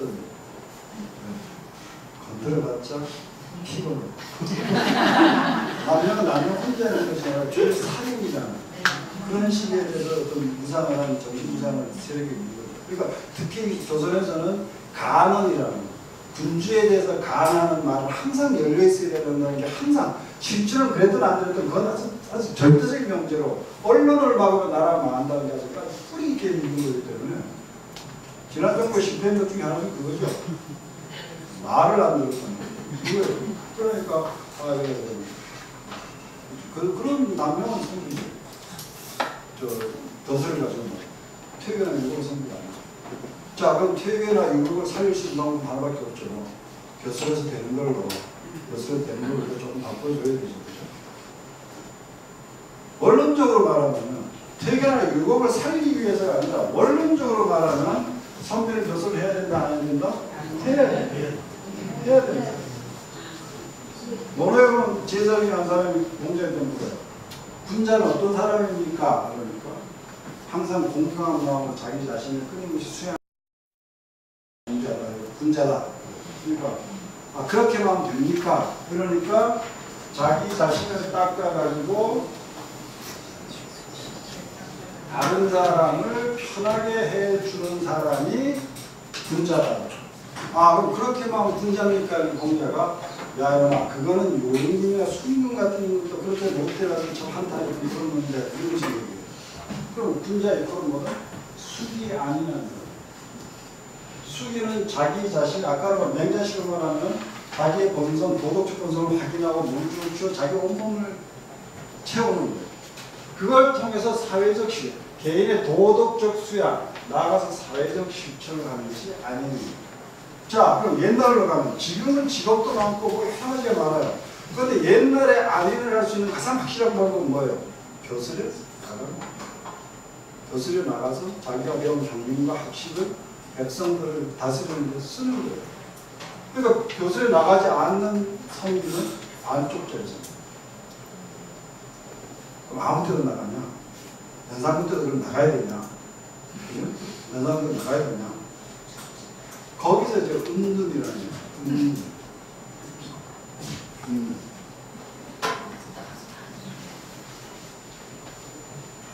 동양에서는 은둔이 두 가지 전통이 있어요. 노장이나 이런 것처럼 산에 들어가서 홀로 근로장생이 되기 위해서 완전히 인간세를 떠나서 자연으로 가는 은둔이 하나 있어요. 또 하나의 전통은 유학의 전통입니다. 유학의 전통은 뭐냐? 종교에서 말하는 의미는 뭐냐? 나 니하고 상대 안 하겠다라고 딱 하고 물러나는 길로. 우리 저 옛날 정권의 도덕성이 없는 정권들이 몇 개 있었죠, 그죠? 그런 정권들이 들어서자마자 제일 먼저 하는 게 뭐예요? 국무총리 중에 누구 사회적 명망가, 또 그 당시에 김수환 수기원 추경 제일 먼저 찾아가서 뭐 악수하고 그죠? 그건 뭐예요? 도덕적으로 정당성이 결여되어 있으니까 뭔가 그런 도덕적으로 사회적으로 신뢰받는 사람의 지지를 좀 받자는 거예요. 그죠? 그러니까 어떤 정권이나 정부가 왕조가 들어왔는데 참여할 것이냐 말 것이냐를 결정을 해야 돼요. 원래는 뭘 해야 된다? 참여를 해야 돼요. 이게 선두의 본분이에요. 그런데 이거는 지금 상황은 내가 참여해봤자 그냥 정권에 이용당할 수밖에 없다. 이럴 때는 어떻게 된다? 과감하게 끊어버리고 물러 나와야 돼요. 퇴계는 왜 대선에 나갔느냐? 명종이라는 어린 임금이 왔을 때 그 중종대가 사화기잖아요. 사화. 그죠? 물론 명종대도 사화였지만 저 임금을 우리가 잘 키워서 어떻게 제대로 된 나라를 만들어 봐야 된다고 생각을 한 거고 성학시들 그리고 나서 선조가 등극하니까 성학시들을 선조가 명종이 지어주고 이러는데 명종이 남명은 어떻게? 이거 아닌 정부다라고 판단한 게 있어요. 그 남명은 물론 나오는 거예요. 그러니까 이게 은둔이에요. 거기 제가 그 주역에 둔뼈가 있어요. 주역에 한글 가르친 얘기 있는데 제가 써놨던 것 같은데 여기 이 짝대 밑에 주역에 둔뼈가 있는데 하늘 아래 산이 있죠. 하늘 아래 산이 있는 모습이 그렇게다. 군자는 이치를 받아서 소인을 멀리한다. 그것은 싫어해서가 아니라 소인을 싫어해서가 아니라 뭐 엄정함을 지키는 무엇이 옳고 그른지를 분명히 선을 긋기 위해서 하는 거예요.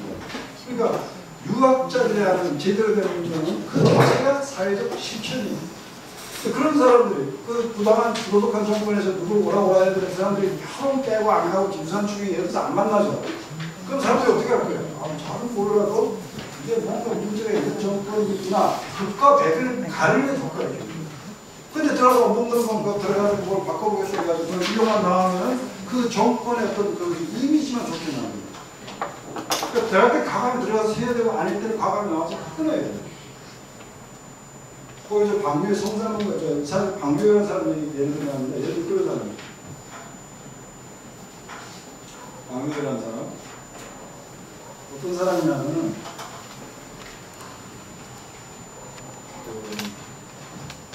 명나라를 들어줬어요.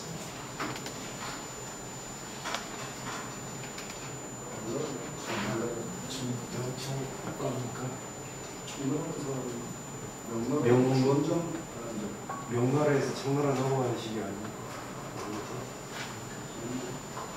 방류가 없는 건가? 하여튼 저 명청교칙인가? 원명은 아니겠다. 원명은 아니겠다. 명청교칙. 아니, 명나라.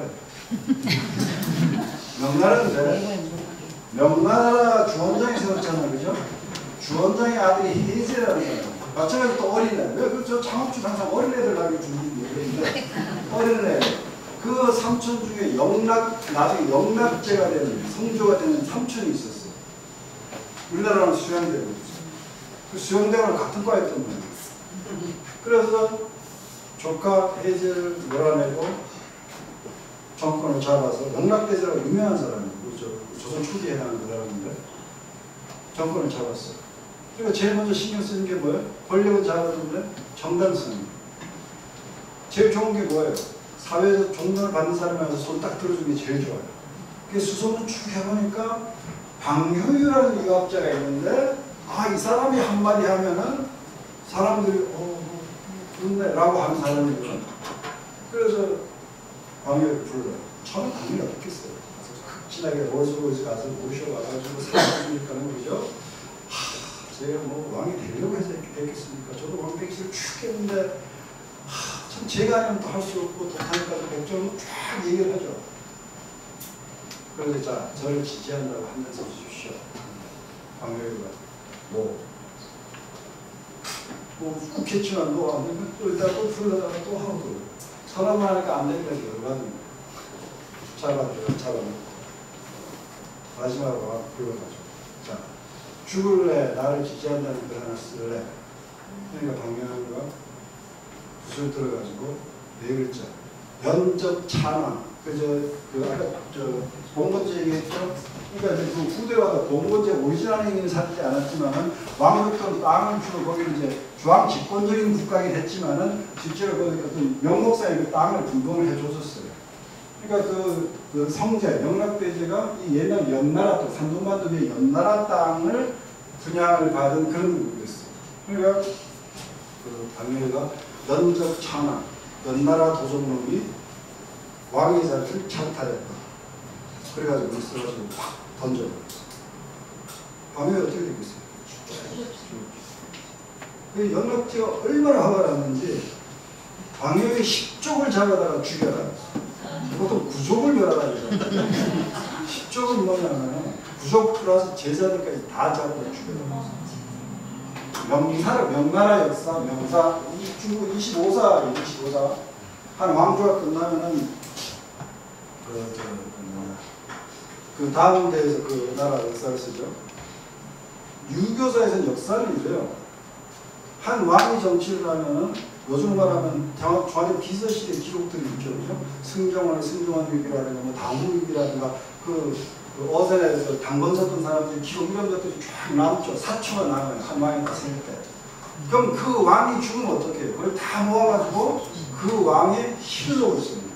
죽은 다음에 씁니다. 그 다음에 한 왕조가 죽어요. 그럼 어떻게? 그 왕조의 기록을 모아가지고 그 왕조의 기록을 써요. 고려사는 언제 만들었어요? 조선시대에. 일제가 와가지고 만든 게 조선사를 썼어요. 일제가. 그 뭐냐? 우리가 조선을 망했고 그걸 이어받은 옛날로 말하면 정통성이 그거라는 거예요. 그래서 중국에서 이제 모든 앞조리가 죽은 망하면 다음조의 역사를 쓰는데 그 명사에 보면은 이제 그러니까 청날 써진 거죠. 명사에 보면 이때 이 방효유 사건으로 죽은 사람이 공식적으로 827명으로 있어요. 아이고. 저쪽에도 뭐 죽여도 뭐 시작이 안 죽이고. 그래도 재밌는 거는 방효유의 제자가 아닌 사람도 제 발로 걸어 들어가가지고 나 방효유의 제자가 죽은 사람이 굳이 있었다. 저도 저 역사의식 성삼전 얘기했었죠, 그죠? 그러니까 그냥 어중이 떠중이로 사는 것보다 방효유의 제자였고 장애인하게 죽었다고 역사에 이름 하나 가는 게 더 낫다 이렇게 생각을 하는 거예요. 그게 상당히 센 거예요. 왕조 시대에 왕이 콜콜 하는데 그 안 나간다는 건 여간 배짱 가지고는 그건 안 되는 거예요. 안 그래요?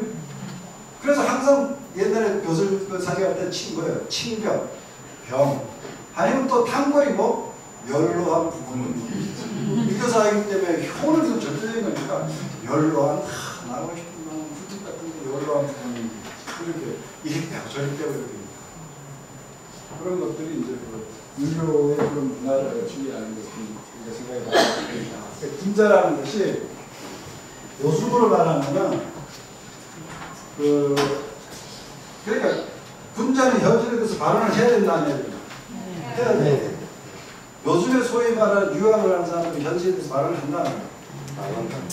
청년 유도에 성균관 무슨 유도에 대해서 그 사람들이 현실에 대해서 발언을 한다는 거예요. 그 사람들 대박이 딱 한 번 있어요. 옛날 호덕보 없었어요. 2000년대 초반. 그러니까 이 전통이 사라진 거예요. 가장 강하게 현실 기양적이고 현실에 대해서 목소리를 내던 이게 사라지고 지금 남아있는 무슨 애들이 추리것이 나오고 무슨 저 고전읽기에서 고전읽기 노노하는 같은 게 하는 게 섬들을 만들기 위한 거예요. 어떤 그냥 자기 어떤 그 뭐예요? 힐링이라고 그러나 뭐 그런 자기 어떤 그 개인적 그걸 어느 쪽이 주로 두 번째 고전. 왜 이렇게 됐냐? 선비를 기르는 시스템이 없었어요. 옛날에 성균관, 서원 이런 데서 공부해서 사상경 외우고 시험 보고 관직에 나갔는데 지금 그게 없어져 버렸어요. 기독교나 불교는 계속 그 사람들을 키워요. 그죠? 강원도 있고 신학교도 있고 계속 가서 공부를 해서 배워가지고 나가서 현실과 홍보하면서 얘기를 해요. 근데 유학은 그게 없어져 버렸어요. 성균관 서원 지금 다 전설고 지금 딱 좀 그렇게 돼 있고 향교 다 그렇죠. 전도 무슨 훈련 하고 있고 그죠? 지금 유학을 하는 사람이 누구예요? 대학에서 유학을 가르치는 사람. 나는 다행히 노장이 도가 좀 연피가 있지만 그 사람들이 유학을 해요. 근데 그 사람들은 직업으로서 유학을 전공하는 거예요. 내가 유학자라고 생각을 안 해요. 뭐 어느 대학교 동양철학 교수도 전공이 주자다. 그 사람은 주자의 생각을 자기 삶의 신념으로 끌고 들어오는 식의 살지 않는다는 거예요. 그건 전공이에요. 주자의 이론을 분석하고 논문을 쓰는 그것만 하는 거예요. 자, 그러면 유학이 어떻게 살아요? 없어요. 유학은 지금 살아날 수가 없어.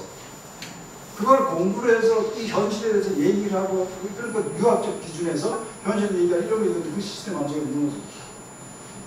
여러분들이 공부 잘하면 여기서 시작할 수 있어요.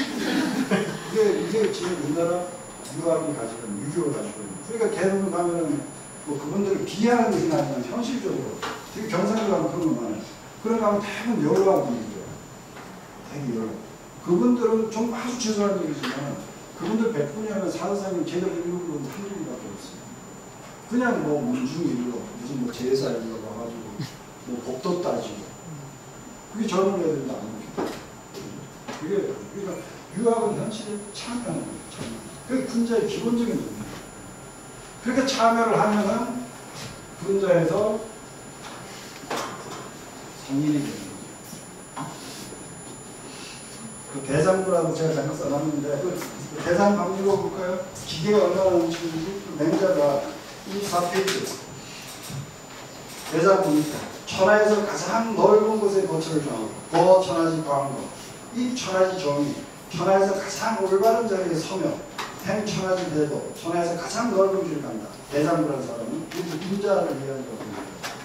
득치면 여민득이라고 뜻을 얻으면 백성들과 함께 그것을 실천하고 어디나 관직에 나가는 것.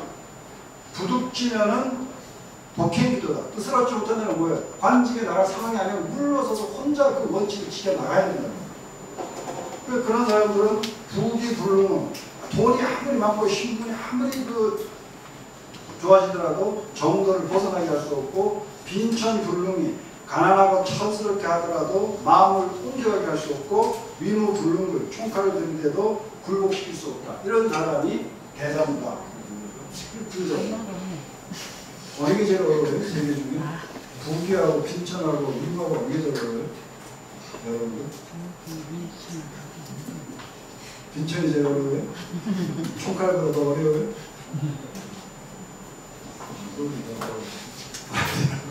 학생들인데 모르면 대부분 위무 그래요. 총딱들 할래 말이에요. 생활에 들어가서 빈천하시는 분들. 새끼가 딸리면 빈천이. 에이, 저 긁고 있는데 무슨 정보분 치고하고 나가 친구에서 다 뜯어놓고 그러면서 동풍탄 다 찌르고 하면 참 그거 때리기 어렵죠. 그런 것을 건드리지 않고 대장. 그런 다음에 그렇지. 이 성민은 아까 말한 대로 이 정성성자가 완전히 자기화된 그런 사람. 이런 사람들은 하늘과 땅과 하나 되는 경지에 갈 수 있다는 거. 삼재사다라고 얘기하는 거. 그죠? 삼재사다. 그 영린이라는 영화가 있었어요. 자, 쓰는 왼쪽으로 현빈이 나오는 거 봤어요? 거기 보면 상선이라고 그러죠. 정이고요. 내시로 나오는 친구.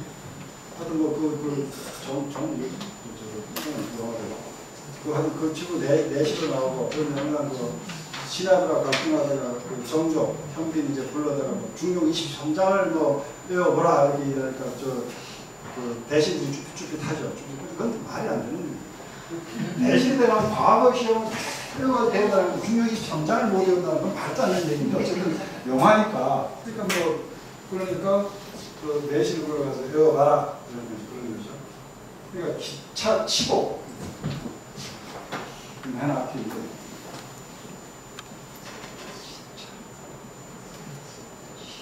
23장이 22장 잠깐만 읽어볼까요?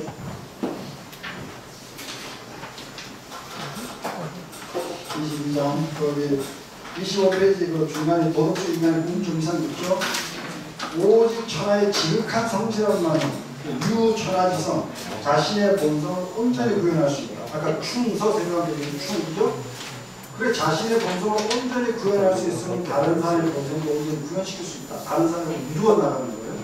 그 다음 다른 사람의 본성을 온전히 구현시킬 수 있으면 그것이 사람이 아는 다른 존재들에게도 사물의 본성도 온전히 100% 이름이령주의도 계지자성 성지자성 하는 그게 참시킬 수 있다는 거죠. 그렇게 해가지고 있으며 사물의 본성을 온전히 구현시킬 수 있으면 천지가 만물을 변화 생육시키는 과정에 참여할 수 있고 천지가 만물을 변화 생육시키는 과정에 참여할 수 있으면 하늘과 땅과 더불어 대등한 위치에 올 수 있다. 그렇게 중요한 신상에 나오는 거예요. 그러니까 인간의 레벨이라는 것이 그까지 올라갈 수 있다는 거죠. 물론 이제 실질적으로 뭐 하늘에서 산다는 얘기는 아니죠. 그의 정신적 경계나 레벨이 도덕적 레벨이 그까지 올라갈 수 있다는 걸 얘기하는 거예요. 23장이 근데 시작이고요. 기차 치고. 근데 우리 이렇게 할 수 있어요, 없어요? 우리 이런 레벨에 올라갈 수 있어요, 없어요? 올라갈 수는 있죠. 올라갈 수 있는데 힘들죠. 우리 다 장삼이 있어야 돼요, 보통 사람이.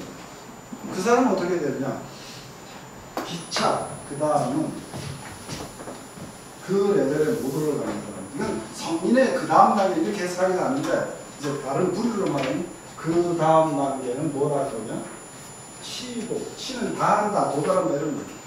곡을 온전히 다 하는 거다. 곡은 뭐냐면 아주 작은 부분이죠. 이거 뭐 곡절이 있다, 뭐 이렇게 구르구르 도는 게 곡이잖아요. 그래서 작은 일상의 디테일하게 작은 부분이 곡이에요. 그러니까 우리 같은 보통 사람은 뭐 거대하게 내가 천지와 같은 대대적으로 천지가 object이지 말고 어떻게 되느냐? 일상의 작은 부분들로부터 신념을 다 하라는 거예요. 신과의 약속, 뭐 어떤 거 사회에서 뭐 이런 것들을 가서 그 작은 부분 하나하나를 다 하라는 거예요. 학교 나가서 지나가지 않고 정치 탁탁탁 하고 이런 것들 하라는 거예요. 그렇게 되면 어떻게 됩니까? 당연히 속에 뭐가 생겨요? 성이 생기죠. 그죠? 자기가 하는 모든 부분을 허투루 안 하고 하나씩 온 정성을 다하면 정성이 생겨요. 속에서 정성스러움이 생기면 그건 자연히 어떻게 밖으로 드러나게 되어 있어요. 사람은 자기를 못 써요. 그런 얘기 하죠? 그 맹자가 사람은 눈을 봐라 그런 얘기를 하거든요. 그러니까 그 사람이 어떤 사람이 링컨 말대로 사람 나이가 40년 자기가 책임을 져야 된다 이런 거. 그러니까 속에 뭐가 있으면 그것이 인격 그 인격이 밖으로 드러나게 돼 있어요. 그죠? 밖으로 드러나. 형하고 나도 더 드러나면 모양처럼 밖으로 또 확 나오게 돼. 나오게 되면 밝아지면 어떻게? 남을 움직이게 돼. 옆에 어떻게 일부러 움직이지 않아도 옆에 사람이 가만을 하는 거예요. 자식을 가장 잘 키우는 방법은 뭐? 부모가 모범을 보여요. 부모가 먼저 그것을 하면은 그것이 밖으로 우러나는 거고 애들이 그걸 보면 자식이 따라 하는 거예요. 그럼 변하게 되면 감화되는 거죠. 그렇게 되면 우리도 이 성인의 말석 어디쯤에 앉을 수 있다. 그렇게 되면 그런 상태가 이 세계는 도덕적 자연과 도덕적 인간이 대등한 관계에서 이 세계를 이게 세계 경영자로서 우주 경영자로서 여기는 잠깐 얘기했지만 개나 고양이나 모든 식물도 이런 세계에 살아요. 그죠? 그런데 인간만 왜 그렇게 올라갈 수 있냐? 그런 전체 대형의 세계 속에서 사는 건 같은 가지인데 그것을 아는 존재는 누구다? 인간이라는 거예요. 우리 그것을 안다는 거예요. 모든 생명은 죽어요. 그런데 인간이 왜 위대하느냐? 자기가 죽을 운명이라는 걸 존재하는 것을 아는 존재는 유일하게 인간이라는 거죠. 그리고 자기 삶을 기획하고 하는 그런 것을 하는 거죠. 그런 레벨에서 우리는 하늘과 땅과 대등한 경계까지 올라갈 수 있는 거죠. 그래서 우리가 뭐 경험을 안 해봐서 모르지만 만약 이렇다면 우리가 그 상황에 갔다면 성삼문처럼 방위처럼 행동할 수 있겠어요? 없겠어요? 하고도 남죠. 그 과정이 어려워요. 그래서 임중이 도와 거기서 그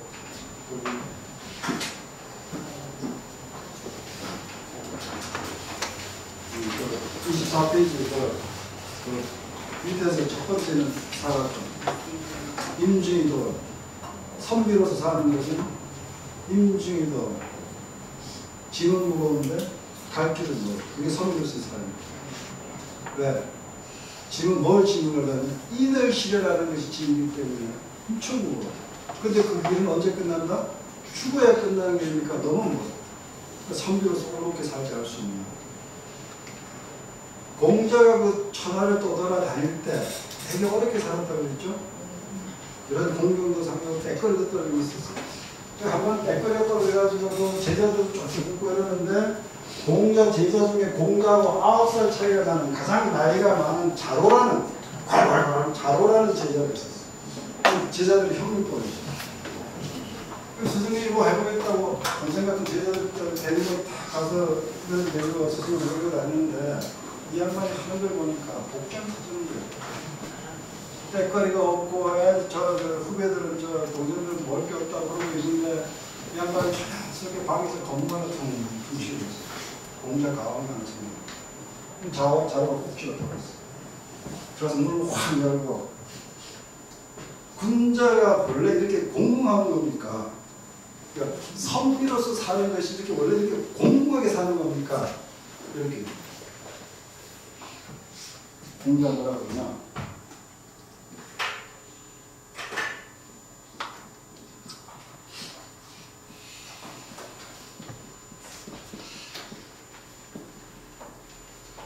군사는 본래 공공한 거야. 군사는 본래 공공한 거야. 그런데 소인 군주람 소인 공공하게 되면 어떻게 된다? 끌어 넘친다. 누구처럼? 위처럼 좀 뚜껑이 열린다. 그럼 군자로 사는 게 무슨 영화를 보겠다고 군자로 살겠다는 얘기냐? 군자는 그러면 자기와 대화하는 사람이고 자기가 천지에 달려오려고 하는 사람이거든요. 그리고 상당히 모든 철학이나 사상 주의는 좋은 의미가 나쁜 점이 있어요. 항상 이론으로 했을 때는 좋은데 그게 현실과 접목되면 항상 어떤 생각지도 않던 것들이 나오고 마르크스도 이론상으로 보면 되게 그렇죠. 그럼 현실과 부딪히니까 소련이나 현실 사회주의 소련이나 그런 같은 나라가 더 나오는 거 그런 거죠. 그렇지만 마르크스를 다 틀렸다? 그건 아니죠. 아니거든요. 기독교도 예를 들어서 현실의 교회나 이런 데서 하는 거 부패나 이런 것들 있잖아요. 그것에서 기독교 자체가 틀려져 그렇게 생각하거든요. 그러니까 유교가 가지고 있는 이런 힘이 있어요. 이런 힘이 있는데 아까 말한 것처럼 유교가 가진 이런 힘이 현재 한국 사회에서는 거의 제대로 지금 하고 중국도 이건 마찬가지예요. 중국에서는 공자나 이런 걸 자기들 브랜드로 만드는 유학이 우리들의 거다 해가지고 유학 패권주의 같은 것을 하고 이용해 먹지. 그래서 20세기 들어오면서 유학이 없을 거라고 생각해요. 일본이 제일 먼저 와서 한 게 인간을 경화원으로 만들어버리고 그 지방 향교를 다 이렇게 사람 실은 시스템 다 망가뜨린 거예요. 왜? 머리 아프거든. 의병들이 다 거기서 일하는 거죠. 그러니까 사람이 사는 게 단순한 것 같지 않아요. 예를 들어서 우리가 성리학자하고 실학자를 일어나 얘기하는데 성리학자는 뭔가 고리타분해 보이고 실학자는 뭔가 샤프하고 시대의 변화를 잘 모른다고 생각하잖아요. 그죠? 실제로 그런 면이 있어요. 율곡이나 퇴리 같은 사람은 성리학자고 그것이 뒤에서 문제가 생기니까 반동으로 실학이 등장하는 거예요. 그런데 공동체가 위기에 직면했을 때 외세가 침입하고 이번이 침탈에 들어왔을 때 총칼을 들고 의변에 나간 사람들은 실학자가 아니고 성렬입니다. 그러니까 그런 거는 뭐라고 어느 한쪽 한 면을 가지고 이것이 좋다 나쁘다고 하기 어려운 그런 부분이 있어요. 오히려 실학이라는 측면에서는 정혜영 같은 실학자들이 더 가깝고 유학의 이런 도덕적 명분주의 이런 쪽은 성역자들이 더 강골이고 이런 것들이 어쨌든 그런 전통들이 다 좀 끊겼어요. 그래서 그런 것들 우리가 유학을 공부하다 나중에 어디 가서 뭐 고정 강국에서 논어를 읽든 간에 유학의 기본 정신은 항상 숙이 아닙니다. 개인의 도덕적 수양 플러스 사회적 실천이다. 항상 뒤에 게 생략되고 있는 문제다. 이런 것들을 좀 이번 시간을 통해서 좀 새겨주는 것 같습니다. 마치겠습니다. 고맙습니다.